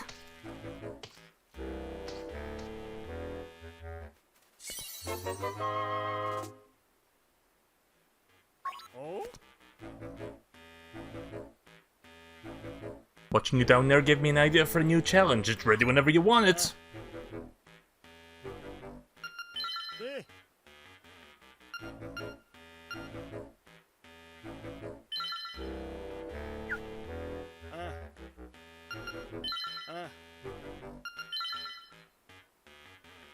Okay, so I have 4 amiibo with me. First, let's try Ocarina of Time 30th Anniversary Link. Right. Let's see what this gives me. You got the Great Fairy's Chamber. Cool. What are you here for? 30th Anniversary Wind Waker Link.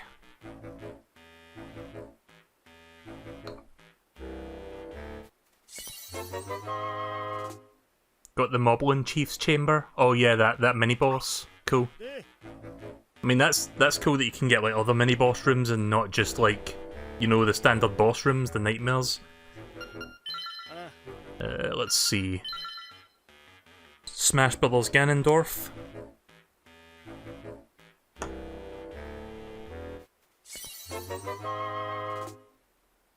Ball and Chain Triples Chamber.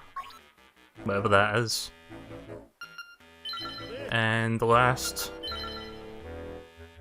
Twilight Princess Wolflink and Midna amiibo. Oh, that's right, I've got the Toy Link next to me as well. I can scan that while I'm here. I've got like another 4 or 5 Zelda amiibo that I can scan next time. Right, so let's do the Toy Link. Also, I didn't pay attention to what that other chamber was just now that I got before this one. So I have to save that clip and read what that said. Armos Knight's Chamber. So that's the Toy Link one, by the way, that I just did now. Oh, what's this? You got the Shadow Link effect. Cast a terrifying shadow over your dungeon. Oh yeah, I heard about this. This is only specific to the Toy Link one. Do I have... Let me see, how many more amiibo do I have? Because they're on a shelf behind me. I've got... I can see 4 of them. I can see the 4 champions from Breath of the Wild. I think I've got the Guardian, but I think that's still in its box. I'm not sure where I've got that, actually. I don't think it's with me right now, so... Right, okay then, so what am I going to do now? Oh yeah. 1 second. I wasn't paying attention to what I got previously for scanning Ganondorf, so let me just quickly see what that said. Winged item. Okay.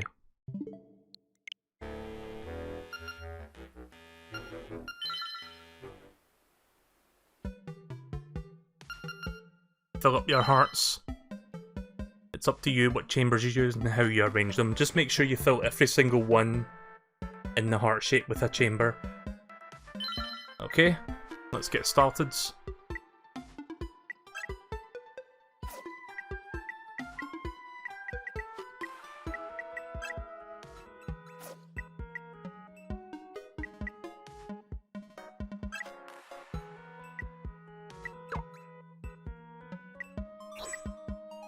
So we now have all of these bosses, and yeah, we've got quite a few bosses now. We've got 6 bosses plus the colour dungeon boss. This is a really interesting concept, but I like how a lot of people say it's like Zelda Maker, but it's not really. But it is like kind of an idea that works towards like that sort of thing. That's the Fairy Chamber. Oh yeah, it's this guy. Wait, can I actually make a room where you have to fight him 4 times?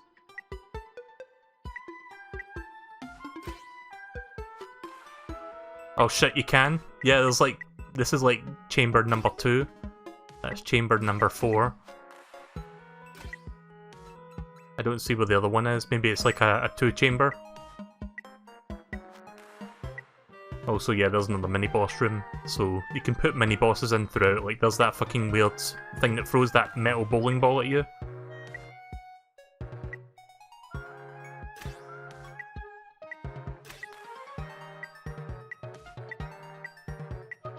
There's the dongos!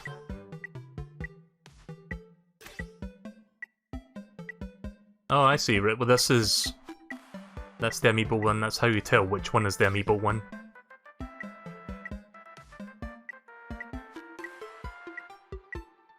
There's chamber number 1.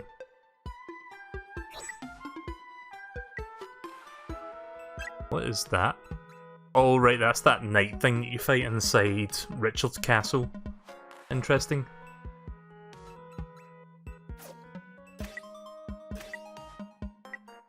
There's that moblin boss.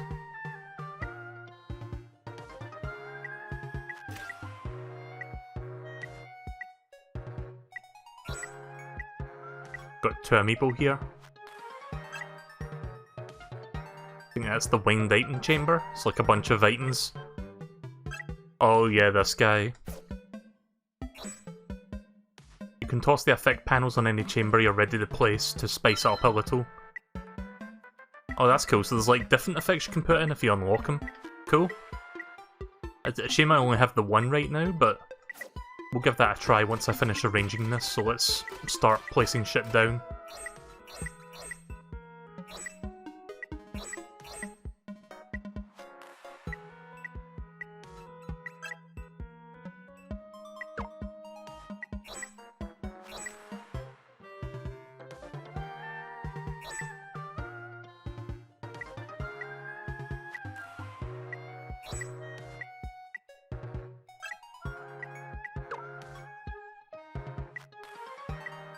Oh wait a minute, that's not gonna work, is it? Because that's got like doors on each side. Okay, that works.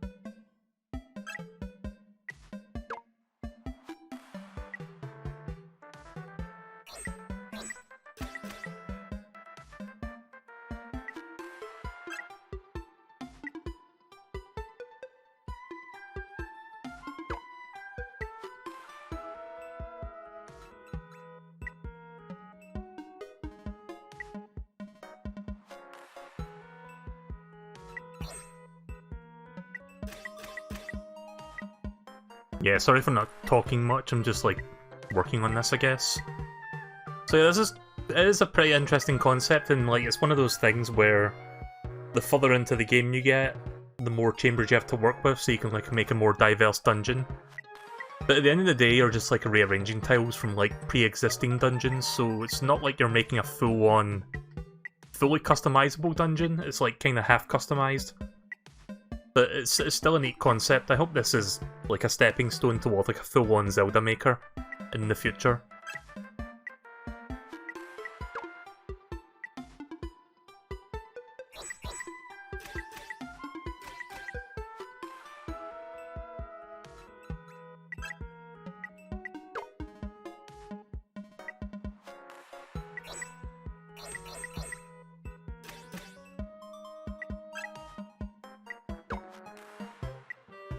Just a few more rooms to patch up and then we're done.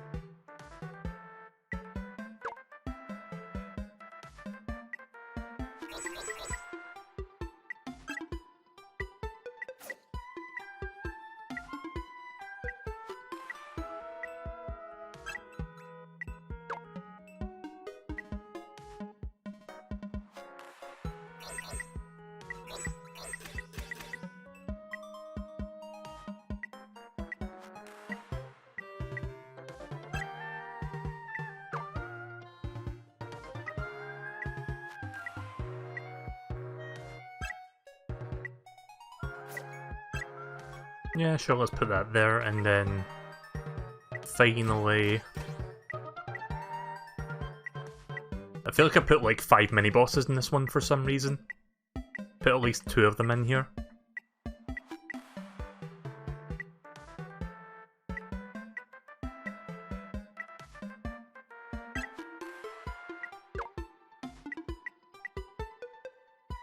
Oh, right, yeah, that I need to change that room. So I need to make that into a T shape for the entrances. There we go.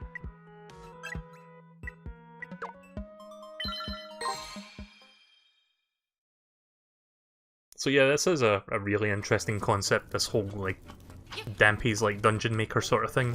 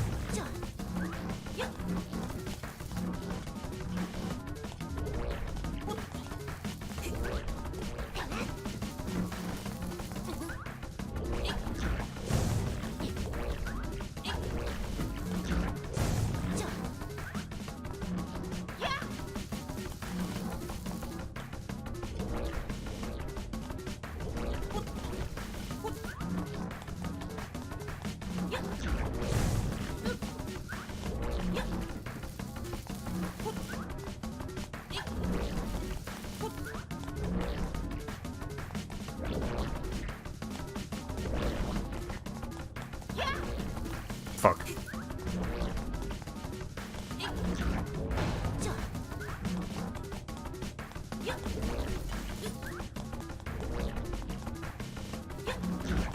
There we go.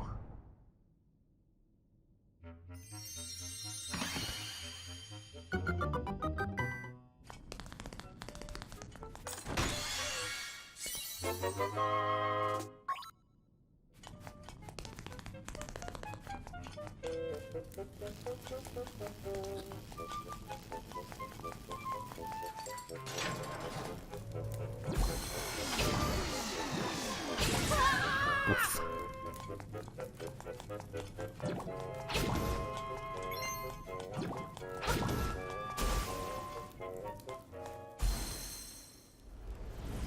I'm sure if you really, really, really wanted to, you could make just a dungeon that was nothing but mini-bosses. Just like a full-on gauntlet of fights.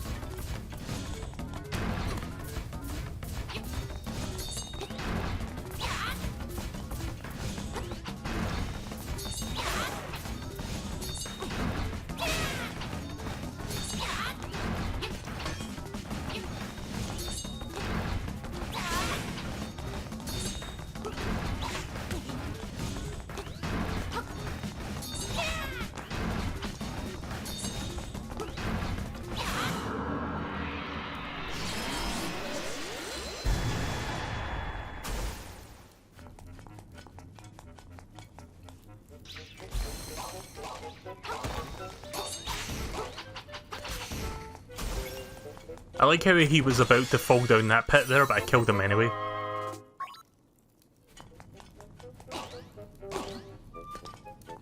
So yeah, this is the colour dungeon chamber. You can tell because colours. And then this is part of the Angler's Tunnel. Oh yeah, that's right, I can swim. I forgot about that.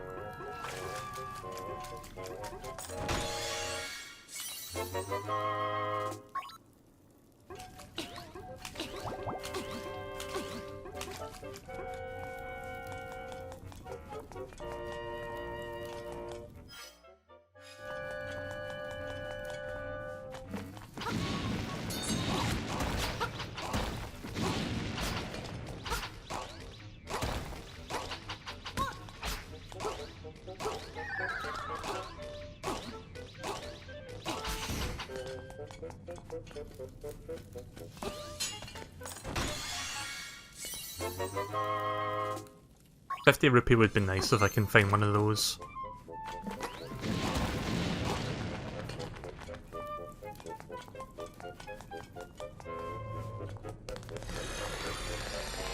Ah!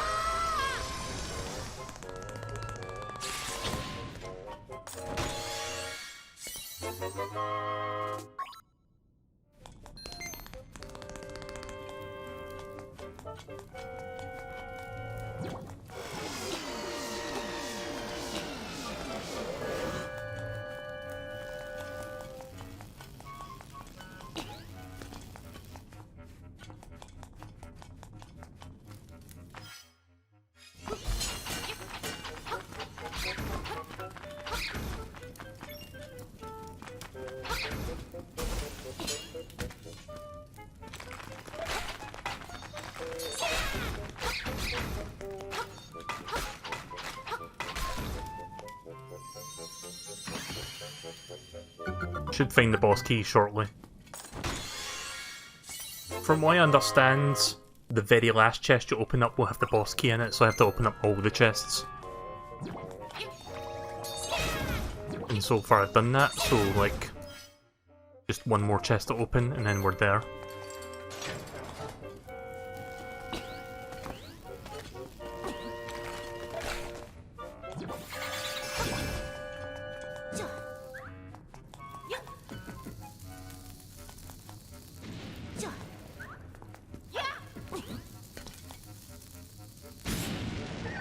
Nice.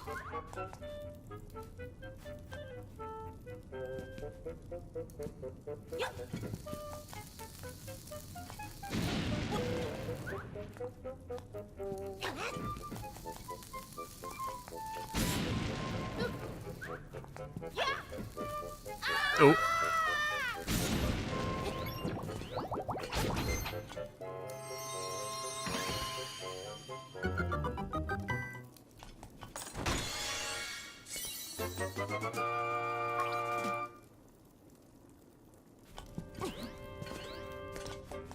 I don't even remember what the boss was. Was it the beetle from the colour dungeon?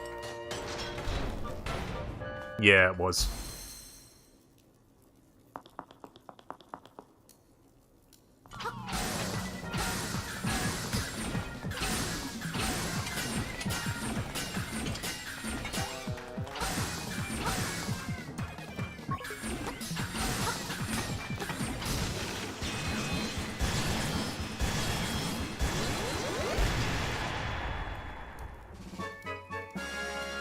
I wouldn't be surprised if I get a secret seashell from Dampe if I complete enough of these challenges.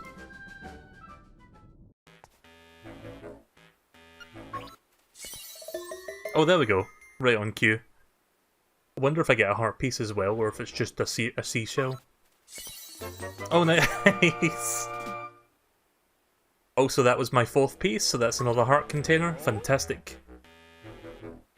You've got enough for this. You've got a knack for this stuff. I'm itching to see how you could handle arranging a dungeon from the ground up.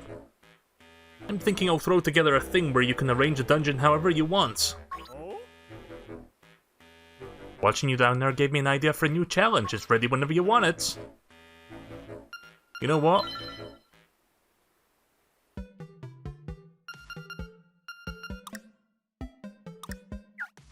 Can I make my own thing now?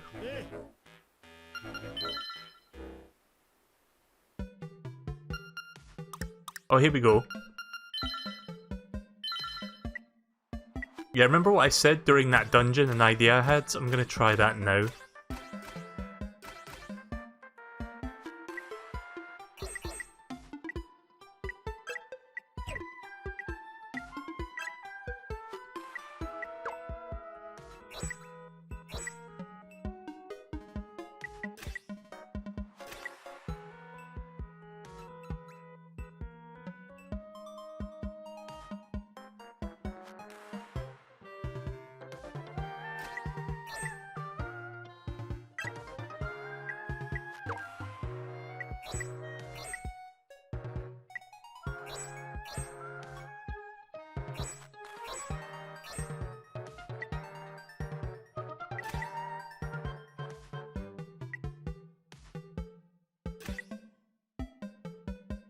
What is this?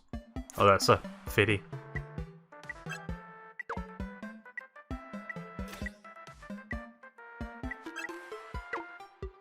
I'll arrange them in a second.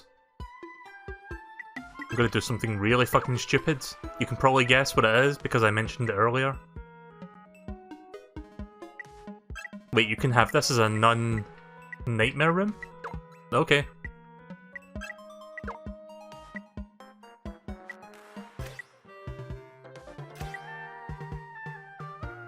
This is going to be the worst idea I've ever had.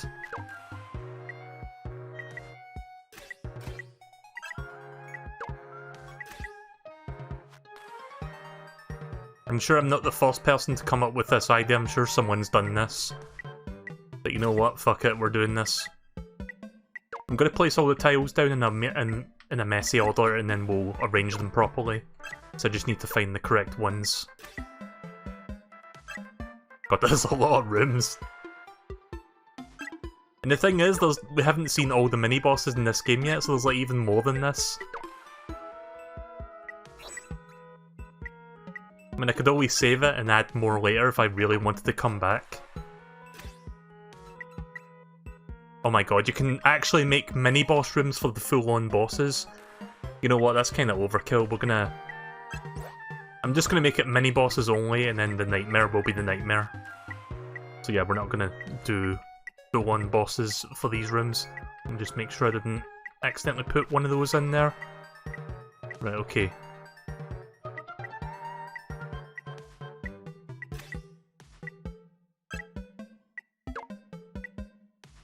Why am I doing this? I guess for the purposes of entertainment on the stream, probably. How is this even going to work? Like, I don't know if I'll have to like put empty rooms in between to sort of get this to work. Right, I've got an idea. Just move these to the sides.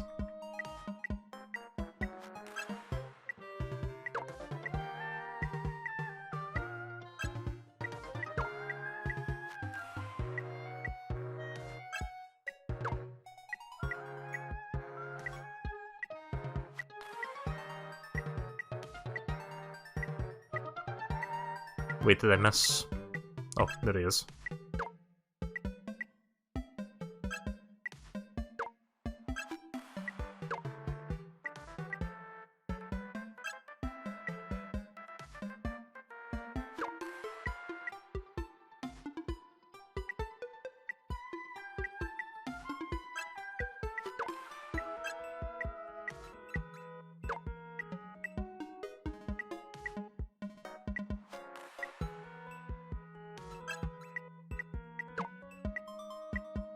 This is kind of a puzzle in of itself.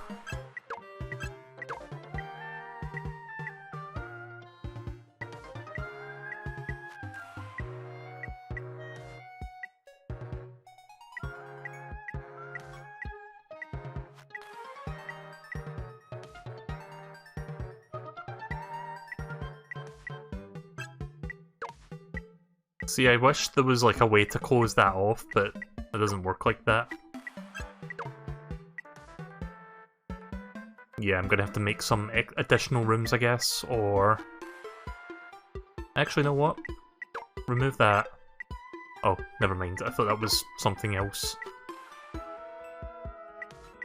Right, 1 second. I'm sure I can fix this.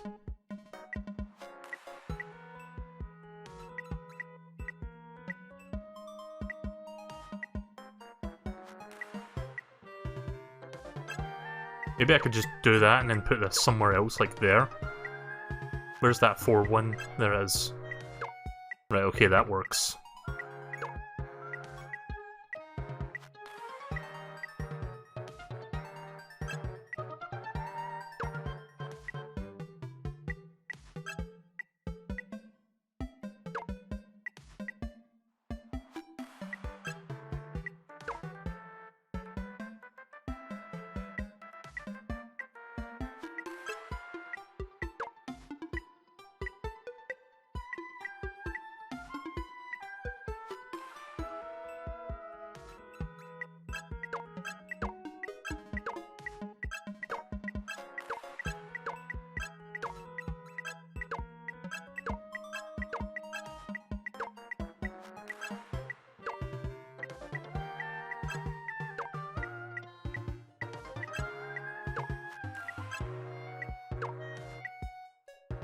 We're almost done.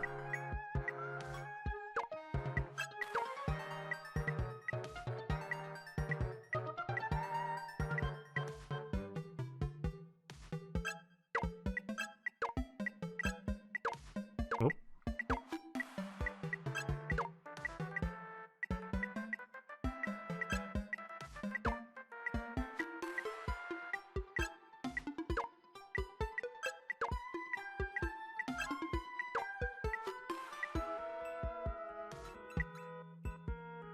I almost have all the rooms connected, but I may have to make some like additional rooms just so we can finish this up.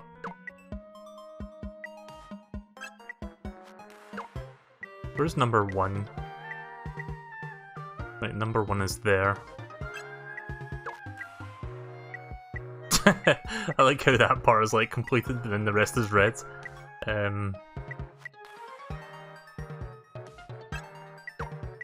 Yeah, sorry this is taking longer than expected.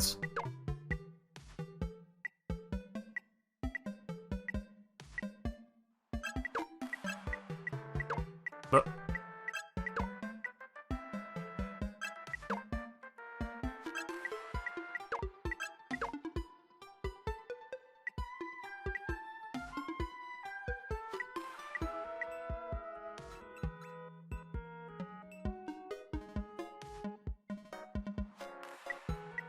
fuck. This is hurting my brain a little bit.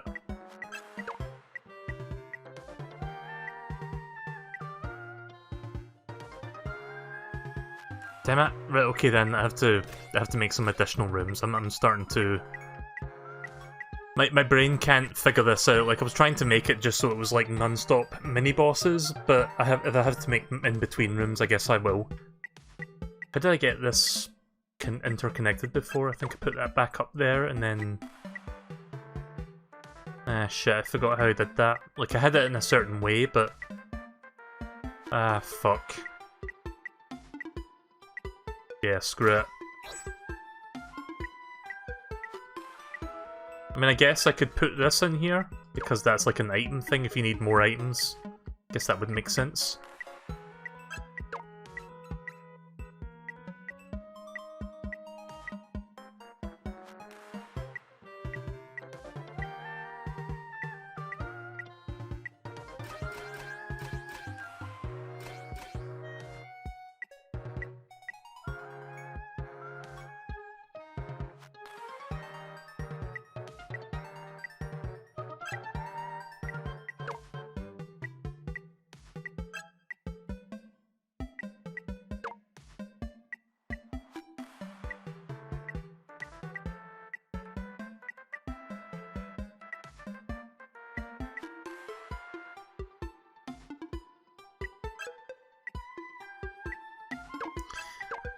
Yeah, sorry, this is taking way longer than it has any right to be. So much for me trying to be creative and all that. I know this isn't the correct spot, I was just setting that there, so I can figure out where to put that next.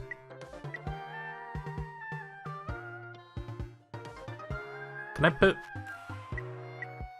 no, you can't put down more than one of the same.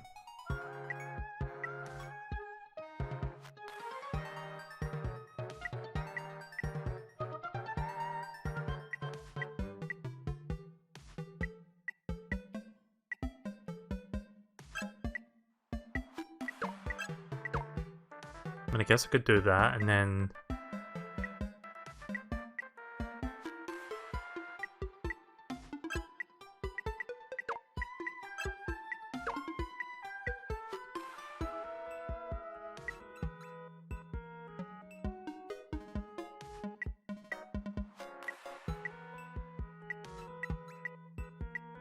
Right, well I guess, you know what, we'll just get rid of these.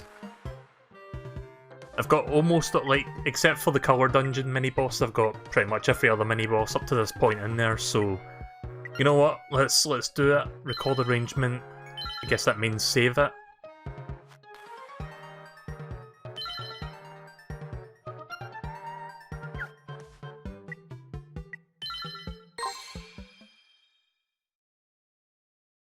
Again, worst idea I've ever done.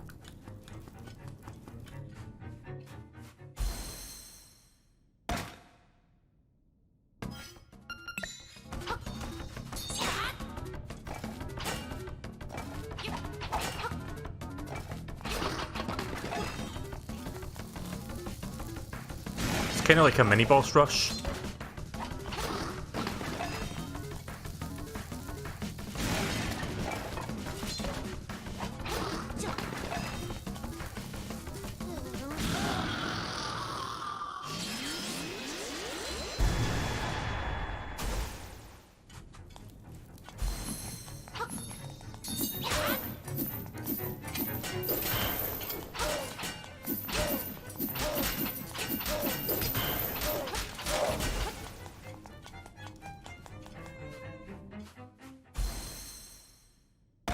And yeah, you have to fight him 4 times again.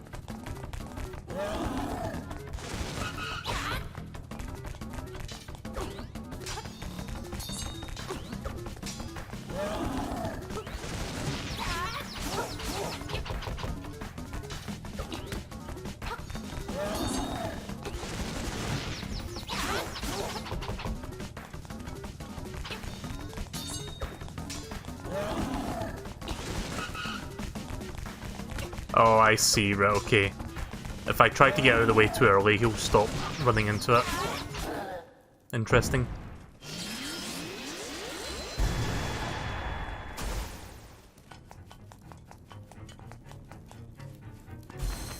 Yeah, this room I couldn't.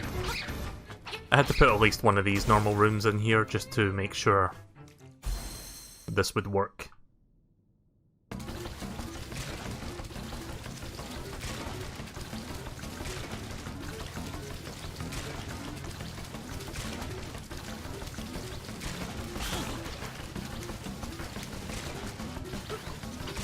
Oh, you can just jump over them.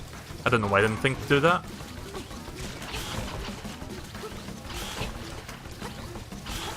Okay, that makes it a lot easier. And here I am thinking I'm the fucking veteran of this game and I didn't even know that.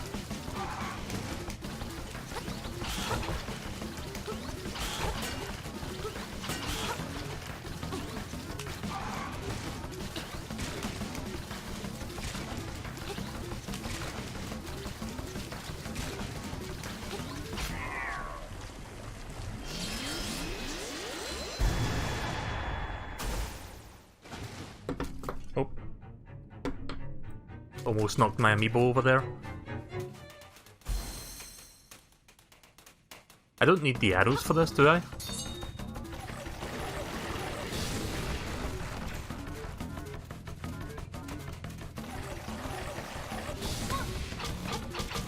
Oh shit. Hopefully this works, or the bow and arrow.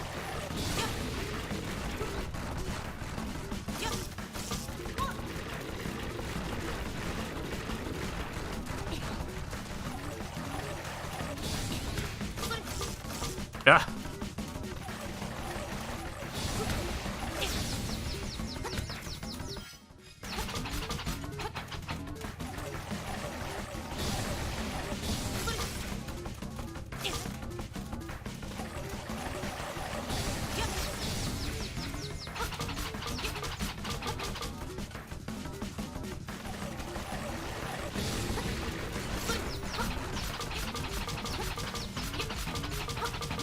Wow, I got a lot of hits in there.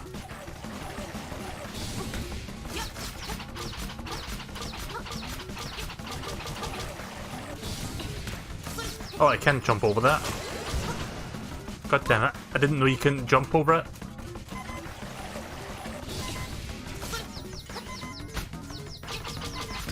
Ah! This is how you don't fucking play my dungeon. God damn it. Yeah.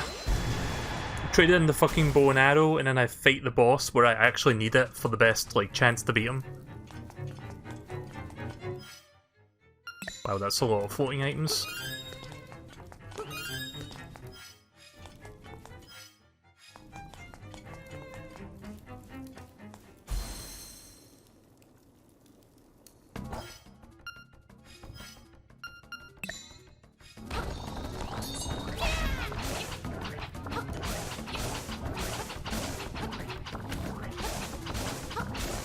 Nice. One cycle.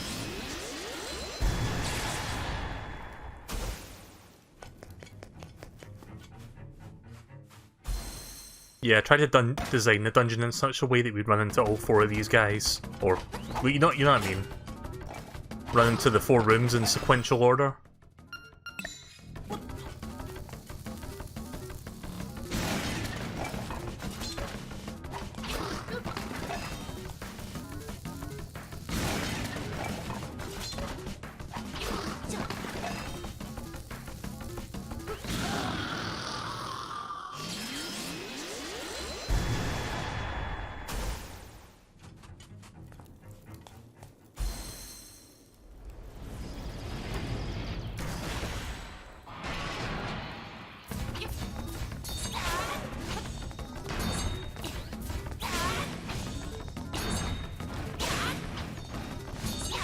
Nope.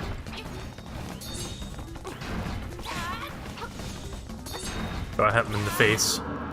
Can't hit him from the sides. How much of this have I done so far? Right, so we're most of the way there. Right, we're almost there. Oh, I've never seen him do that before. Oh. Got thrown off there because of that.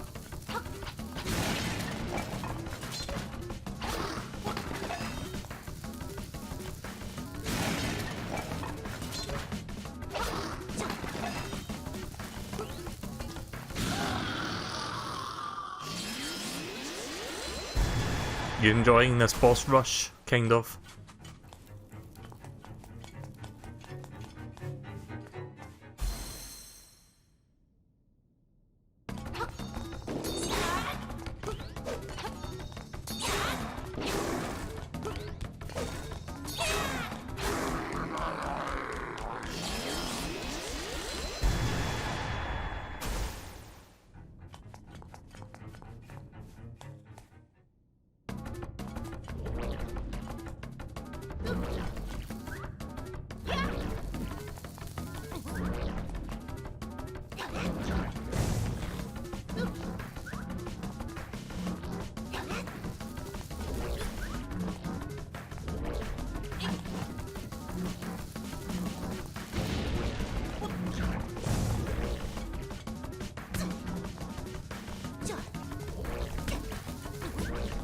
Getting too eager with that. Oh, what the fuck? That didn't look like that hitbox touched me there.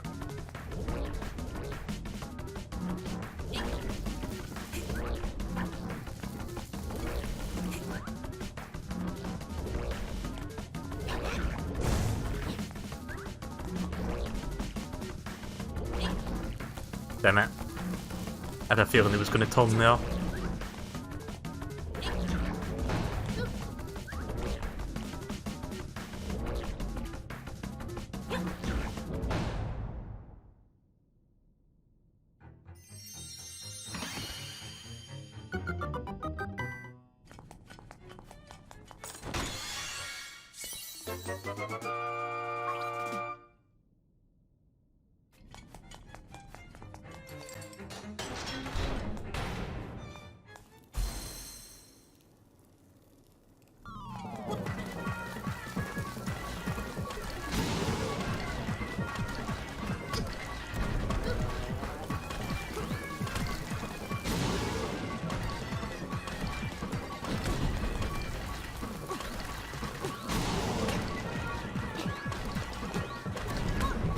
Oh. Fuck. Wow. That fucking pot knocked that bomb away from his face there. Oh shit. I can pick up more fairies later.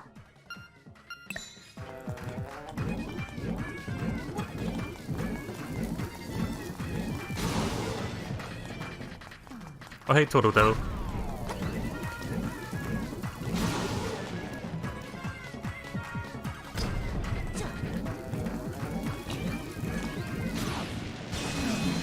I'm doing the dungeon mode, by the way, the dungeon maker thing, if you're wondering what's going on. This game's pretty good. There we go, that took me just under 8 minutes.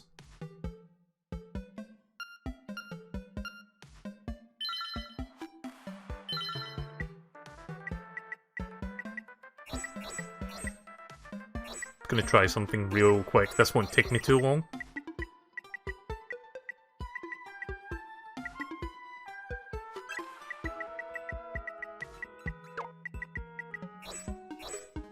Oh, you haven't seen this feature yet? Yeah, this is new to this game. So you basically take pieces, it's not a full-on dungeon maker, you basically take tiles from existing dungeons, and you can arrange them how you like. It's a bit complicated at first, but once you get the hang of it, you start to understand how this works. I'm gonna do something really stupid and like make a really simple boss dungeon thingy. Just because I can.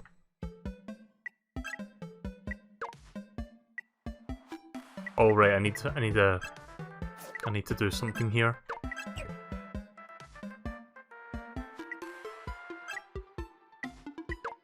So you can do something as simple as that.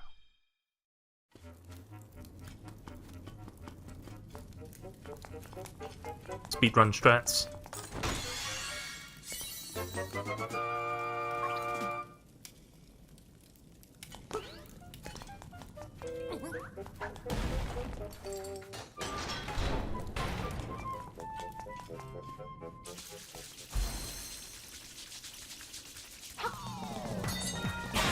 Have you been playing that Kirby Clash game? I did one stream of it.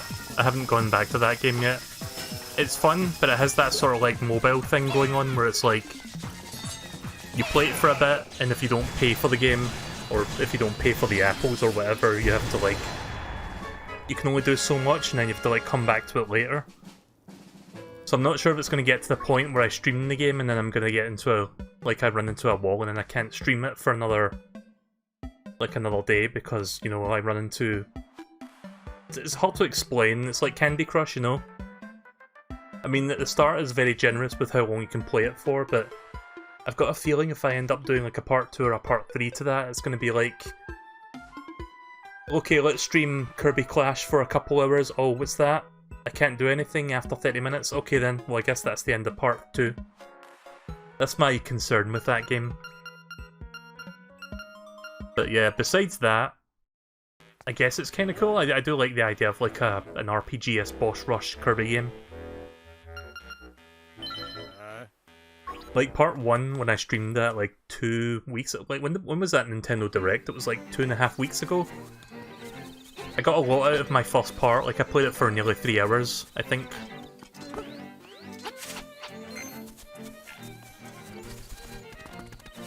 I'm going to do a couple more things here and then I'm going to move on to Fortnite because I've been playing this for a good while now. I won't be starting the next dungeon, but I'm going to make my way toward there, I guess.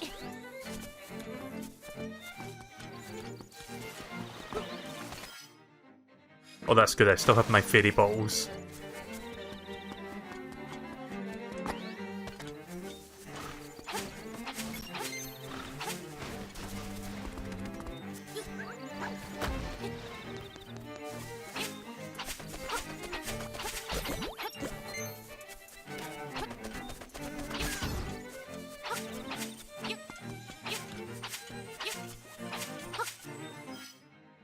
Actually, before we do that, I'm finding myself getting distracted with a myriad of things in this game. I'm gonna go check the crane game real quick to see if they've got any new figures that I can not buy, the figures that I can grab within the crane game, or seashells. Oh nice, there's a Shy Guy now. Right, might as well go for this, let's go for it. Let's see if I can one-shot this. Might have been a little bit too far to the left there. Nope, that's actually going to grab it. Is it going to stay in though? Oh, oh, oh shit. Almost. Didn't quite grab it hard enough.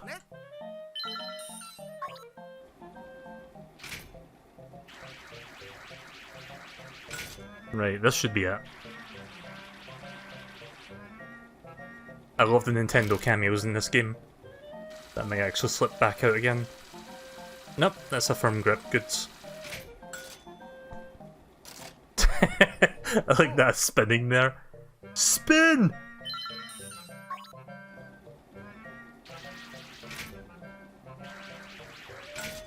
It's gonna make back my rupees.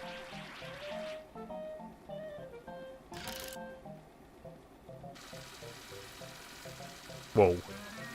That almost fell out there for some reason. The physics in this are weird, but I kinda like it for that.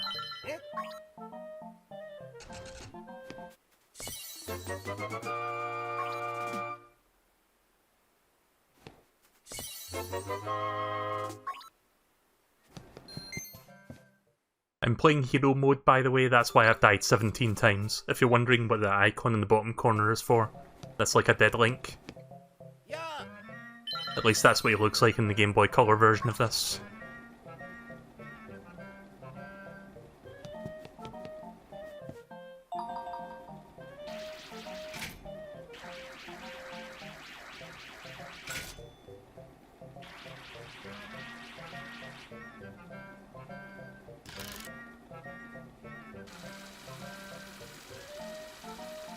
Oh shit, I think that's the first time I've actually seen a rupee fall out of the crane.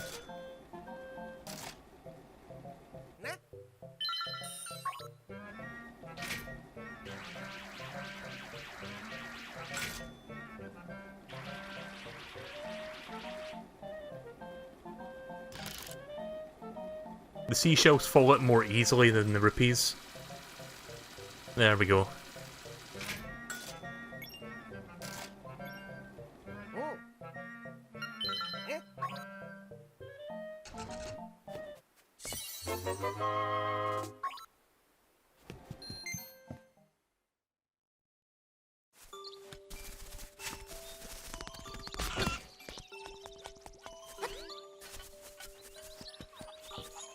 Now to find which house this statue belongs to, because I don't know which one it is. It's not in here.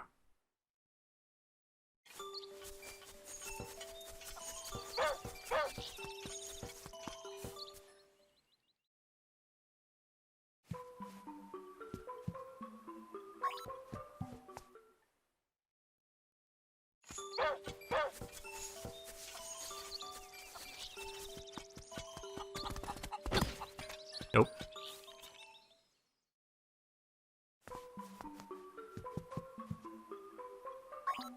Still haven't got that one yet.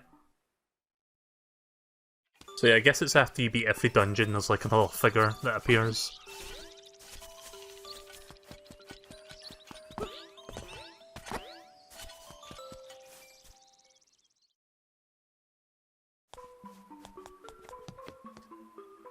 Here we go.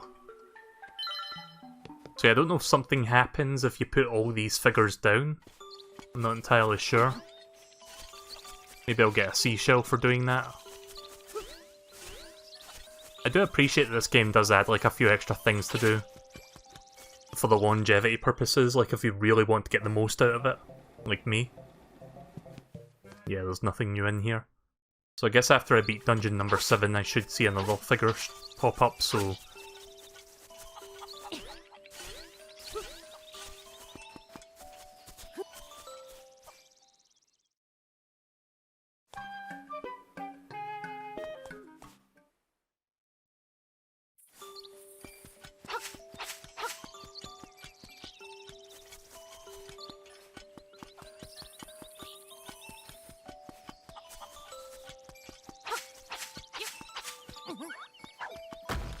Right, so we're going to I'm gonna do a couple more things, like for another 10 minutes, I guess. It shouldn't take me too long, I don't think. It's a bit of a longer stream than I expected, but that's because I'm gonna be doing... like, the final part of this will be the next time, and I'm gonna do, like, 2 dungeons, so... I'm mostly focused on collectibles and, like, Dampy's dungeon thing tonight, just so I could get that stuff done. Yeah, this is your Rira. You starting to like the music? Well, a frog named Mamu lives near the signpost maze. He might know some new songs, but he charges a lot to play them. Bye! Oh, do I need rupees for this part?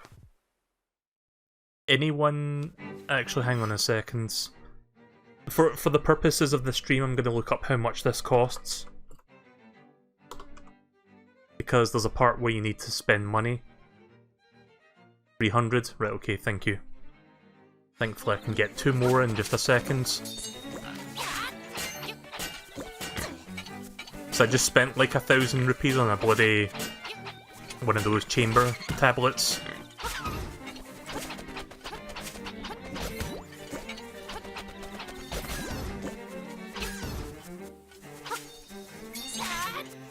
There we go.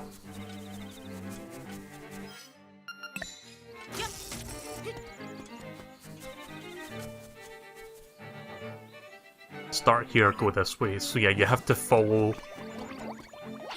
you have to go in the exact path, or like... you have to go to the signpost that the arrow points to, so... for example, like that points down to this one. The writing is on the other side. Go this way.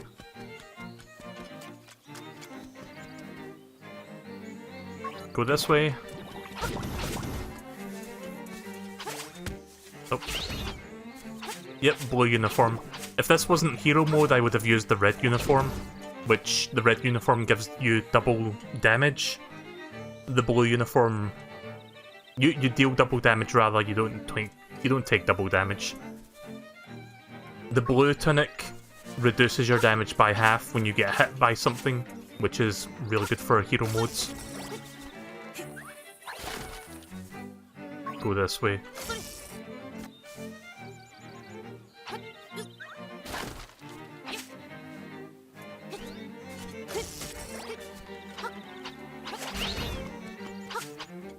Oof.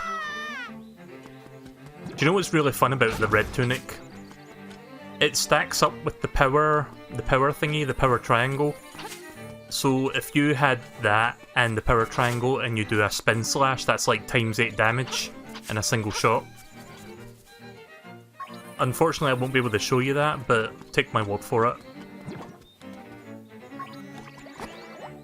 So yeah, this part's a bit silly. If you read the wrong side, you have to do this whole thing again.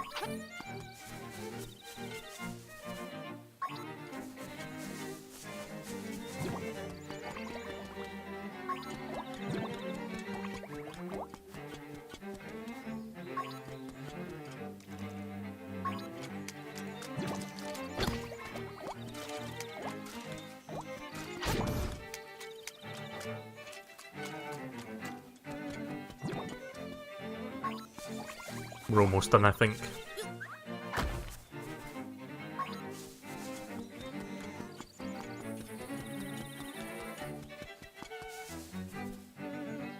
Great, you did it. Your reward is this way. You ready to see one of the fucking weirdest Nintendo cameos in this game? Keep in mind this character is named Mamu, but I think we all know who it is. It's fucking King Wart from Super Mario 2. That's pretty much who it is. Ribbit, ribbit, I'm Mamu on vocals. But I didn't need to tell you that, do I? Everybody knows me. Wanna hang out and listen to us jam?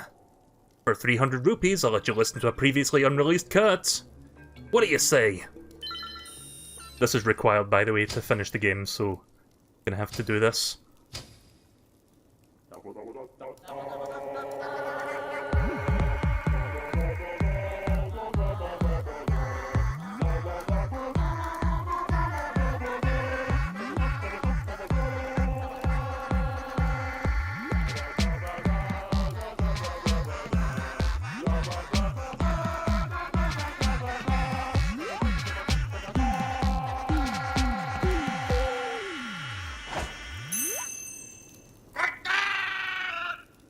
But the wonderful audience, no encores!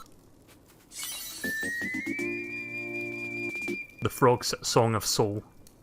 It is a very moving tune, it can even liven up unliving things. If you play this song, you'll make everything around you feel more alive. I think that's like the first time since the original Link's Awakening Nintendo's actually done something with King Wart. Which is kinda sad.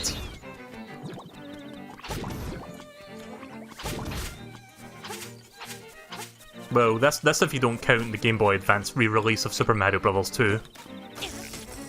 Well, they actually gave King Wart some voice lines, because that game everybody had voice lines for some reason.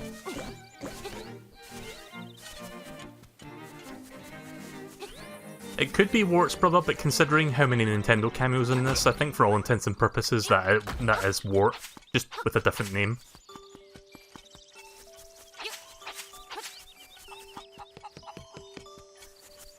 His design is near identical, like it's the exact same like character, and he's got like the same cloak and like the little necklace thing around his neck. Here sleeps the flying rooster, so I think I can push this. I'm not entirely sure where you push it from. Yeah, here we go.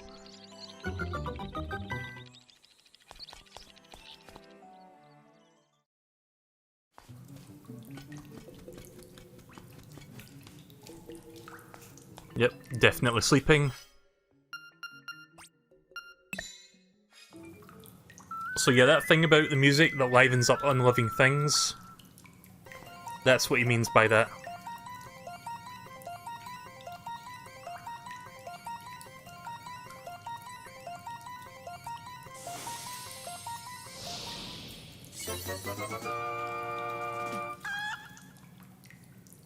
Wow, the rooster has recovered. It seems very friendly.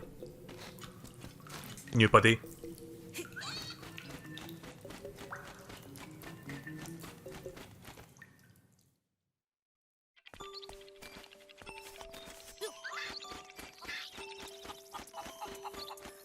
Infinite hang time, as long as I'm holding on to him.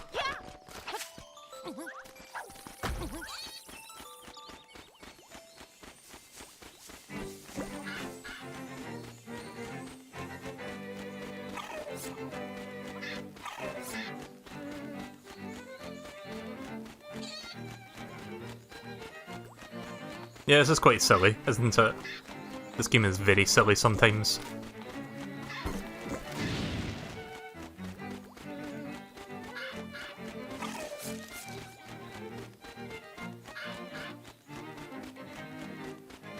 Oh, right, it's this way. So yeah, in order to get to the next part of the game, you have to cross this with him.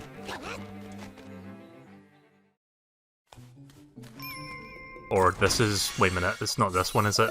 This is what the seashell is. Good thing I checked that first. But yeah, you have to go up to the mountain range with the bird. And then you do that. So if I lose the... like, you'll lose the bird eventually once you're done getting to the next dungeon. But wouldn't that seashell be permanently lost if you can't get the rooster back? I don't know if they fixed that in this game. Like, maybe you can, like, pick up the rooster again once you leave the dungeon? I don't know.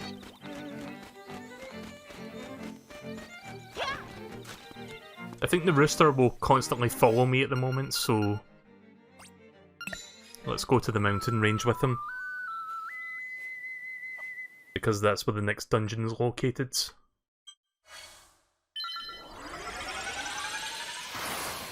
So we'll make our way up to the dungeon, and then we'll save the game and then do the dungeon the next time, because I've been playing this for like 3 hours now.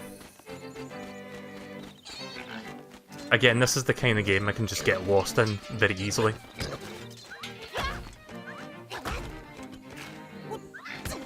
Oof.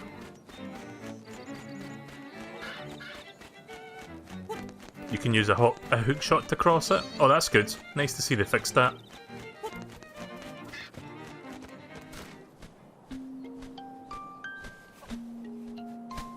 So I believe the owl hints you into what you're supposed to do, which I've already done because I knew about that part. Your path is not easy, but you are almost there. Go east.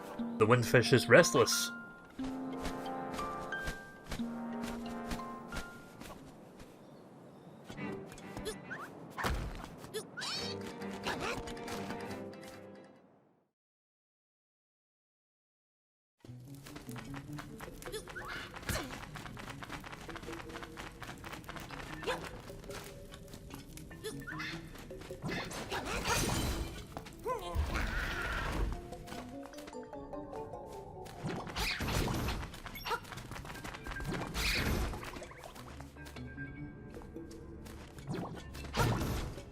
Oh yeah, that's right, this part. Normally you're supposed to use the hook shot here, but fuck it, we'll just do that instead. I didn't have the hook shot last time I was at this part.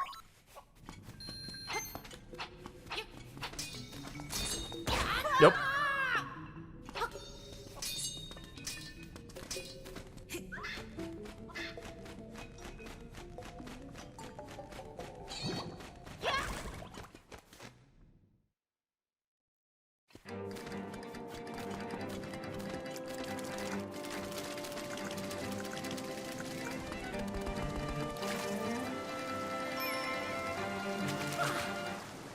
There's a seashell. We're now up to 36, I think. 37. Just 3 more seashells before I get my next unlockable. Also, there was another seashell there.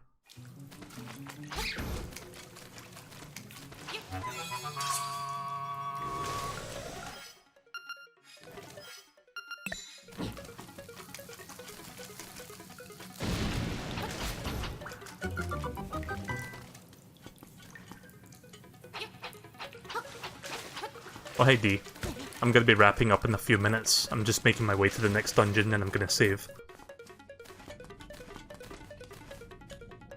Oh yeah, this room, right, so... Originally, I don't know if it's changed here, but basically all these chests contain rupees. You have one shot to get as many as you can. So if I leave this room, they all become empty. So let me think about this. How do I best approach this one?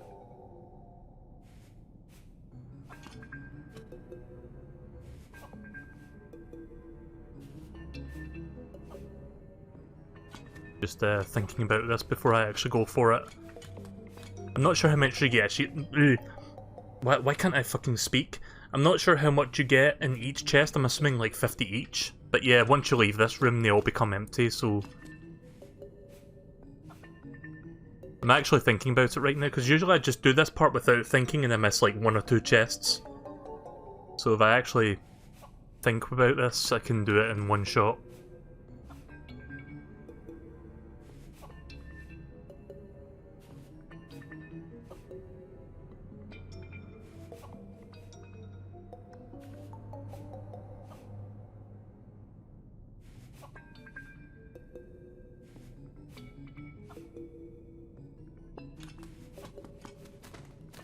I'll move this one first because that one... Oh, okay then. No, I guess not all of them have rupees.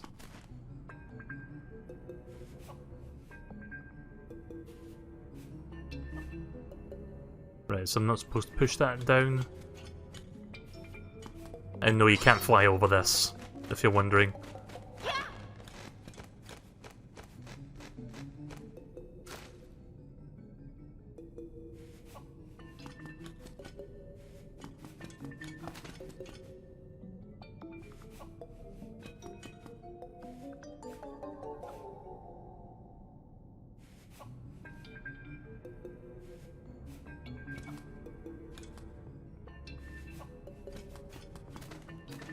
Yeah, sorry if this is taking me a while.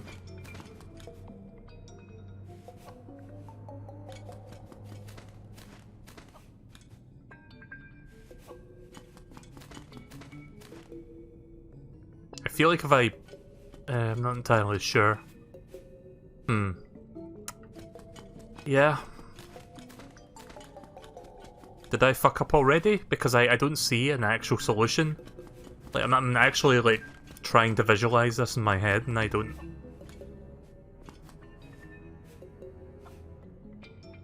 Like, I could push that down and grab this, but maybe I'm, like, supposed to go around and then push it up. I have no idea. Actually, no, I don't think that's possible. Right, okay, let's push that down. grab this chest. I guess the 5th chest is the one that gives you the rupees.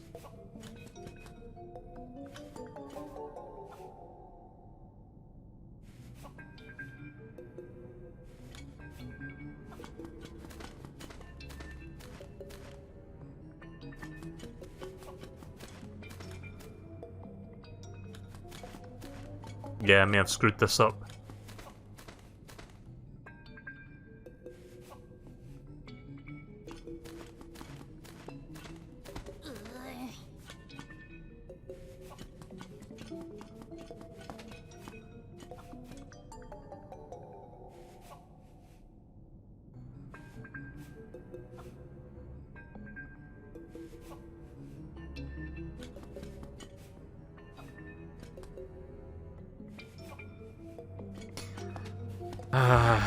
Whatever. Don't give a fuck anymore. Despite wasting 5 minutes trying to figure that out, I still couldn't figure it out because you see now I can't grab this one. But yeah, watch what happens if I leave and come back. Well, at least all the chests come back again, but yeah, this is something I'm gonna have to do later. Let's see, where is this located exactly? Actually, no, let's not make that a heart. Let's make it a chest. Just so I can do that later on. Let's just go to the next area for the moment and then... because I want to wrap this up in a minute.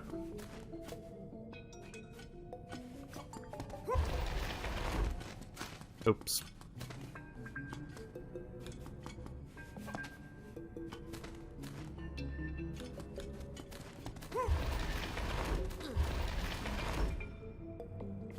And now I don't remember how to get out here, god damn it.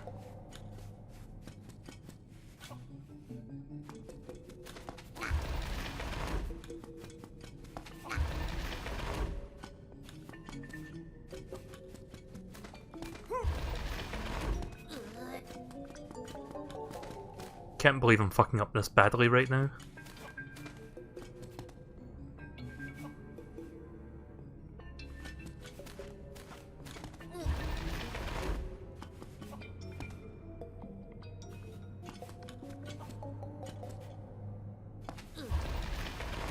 Oh, okay. Maybe I'm supposed to approach it from the other side. Right, give me 1 second to try this from this side, because now that I'm on this side, I can grab this chest. So maybe that's why I couldn't do it from the other side. Yeah, so now I can do this. I can open that. Oh, shit. Fucking rooster.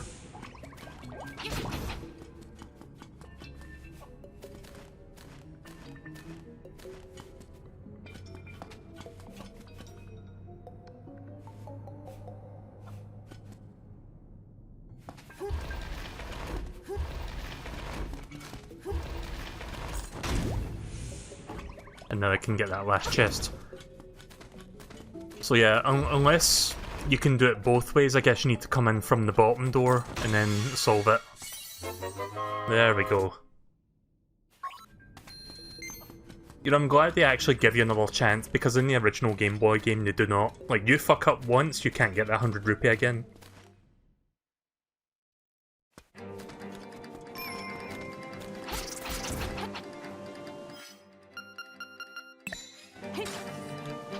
Unless it's in this chest. Oh, it is.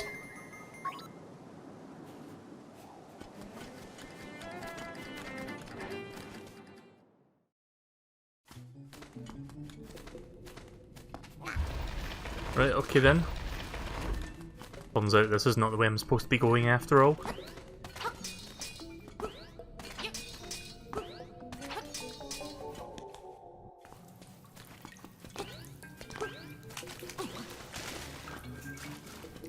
Oh right, that was a side room, I forgot.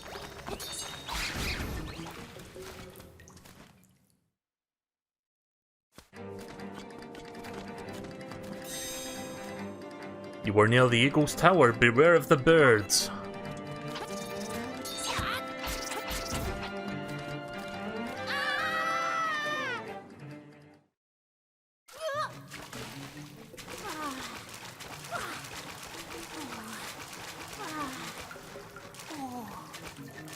Oh wait, was this the room? Hang on.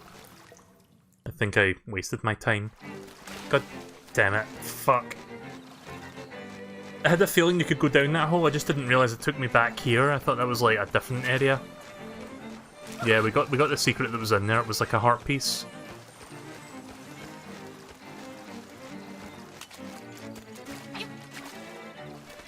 Guess we're gonna be playing this for another 10 minutes.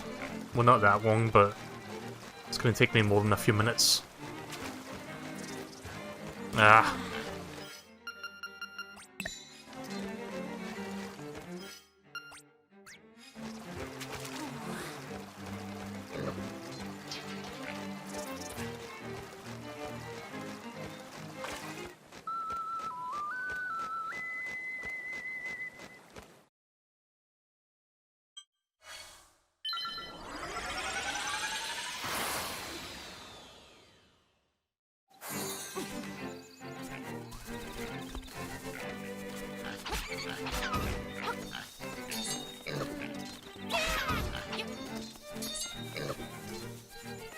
So it turns out that this game outsold Borderlands 3 in this week's UK charts, which honestly surprises me in a way. Like, on one hand, it doesn't surprise me because this game is, like, beloved. Like, I think this game has, like, a big cult following. But considering it was up against Borderlands 3 and it still sold more, plus Borderlands 3 is on, like, a number of platforms, that's kind of cool to see that this game actually sold well in this country, specifically. I don't know about the US charts, I don't think we've got numbers for those yet. But yeah, it seems to be doing well over here.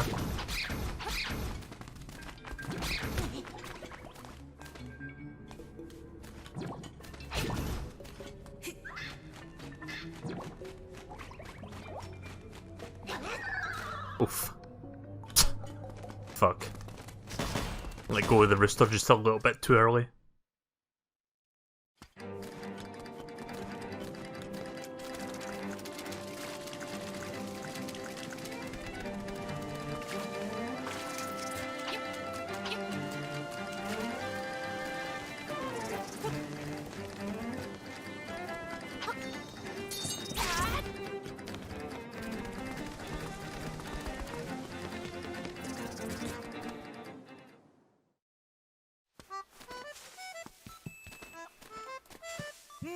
That looks like Luigi. Wow, amazing! That rooster's actually flying! Just like I said, eh? You have to try and hold him over your head, click click! Yeah, so we have someone that looks like Mario, which is Terran, and then we got this guy, which is basically a spitting image of Luigi. So, in a sense, I guess those are also Nintendo cameos.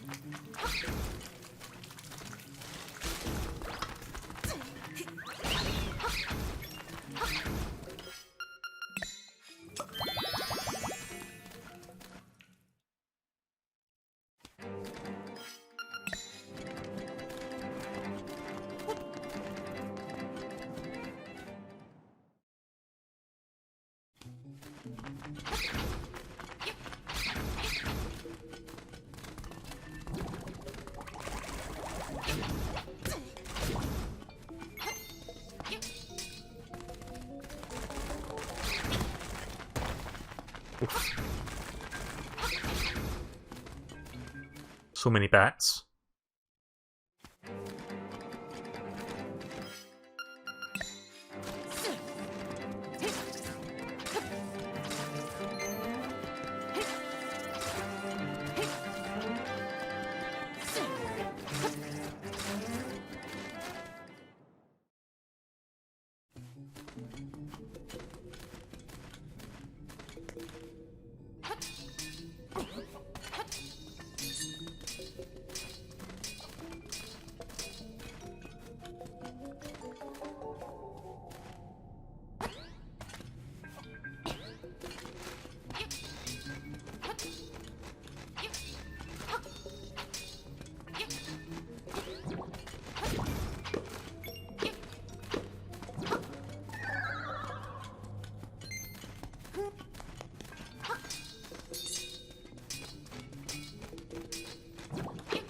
Actually, I think this might be what the secret is.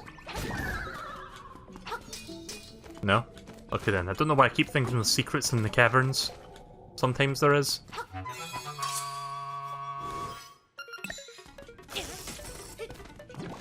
Right, we're almost there. Sorry if the stream's going on a bit long with this particular game. I was gonna start Fortnite like an hour ago, but you know.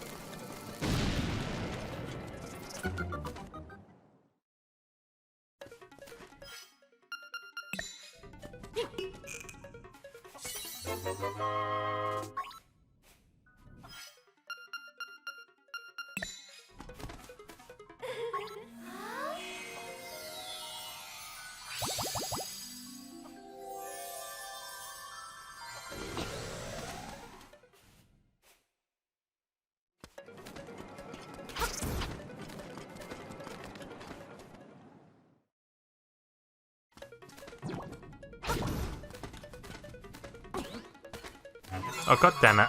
I didn't want to touch that one, but fine.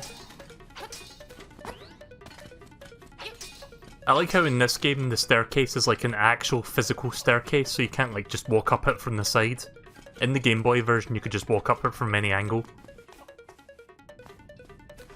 Which obviously made no sense back then, so nice to see they actually made it so yeah, you couldn't approach it from any angle. Oh!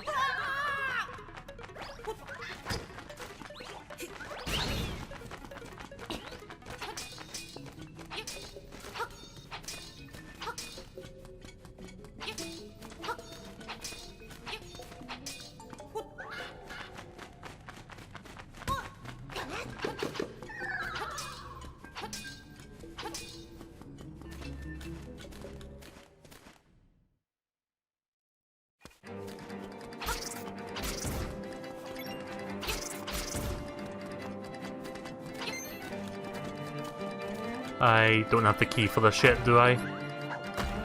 Don't know if I'll go for that tonight. I'll look for the key next time, but at least I found this location.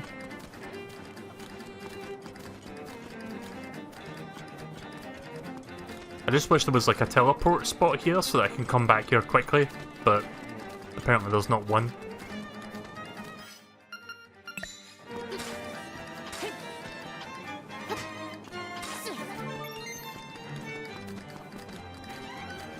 Right, okay then, so I've played this for long enough, I'm gonna stop here.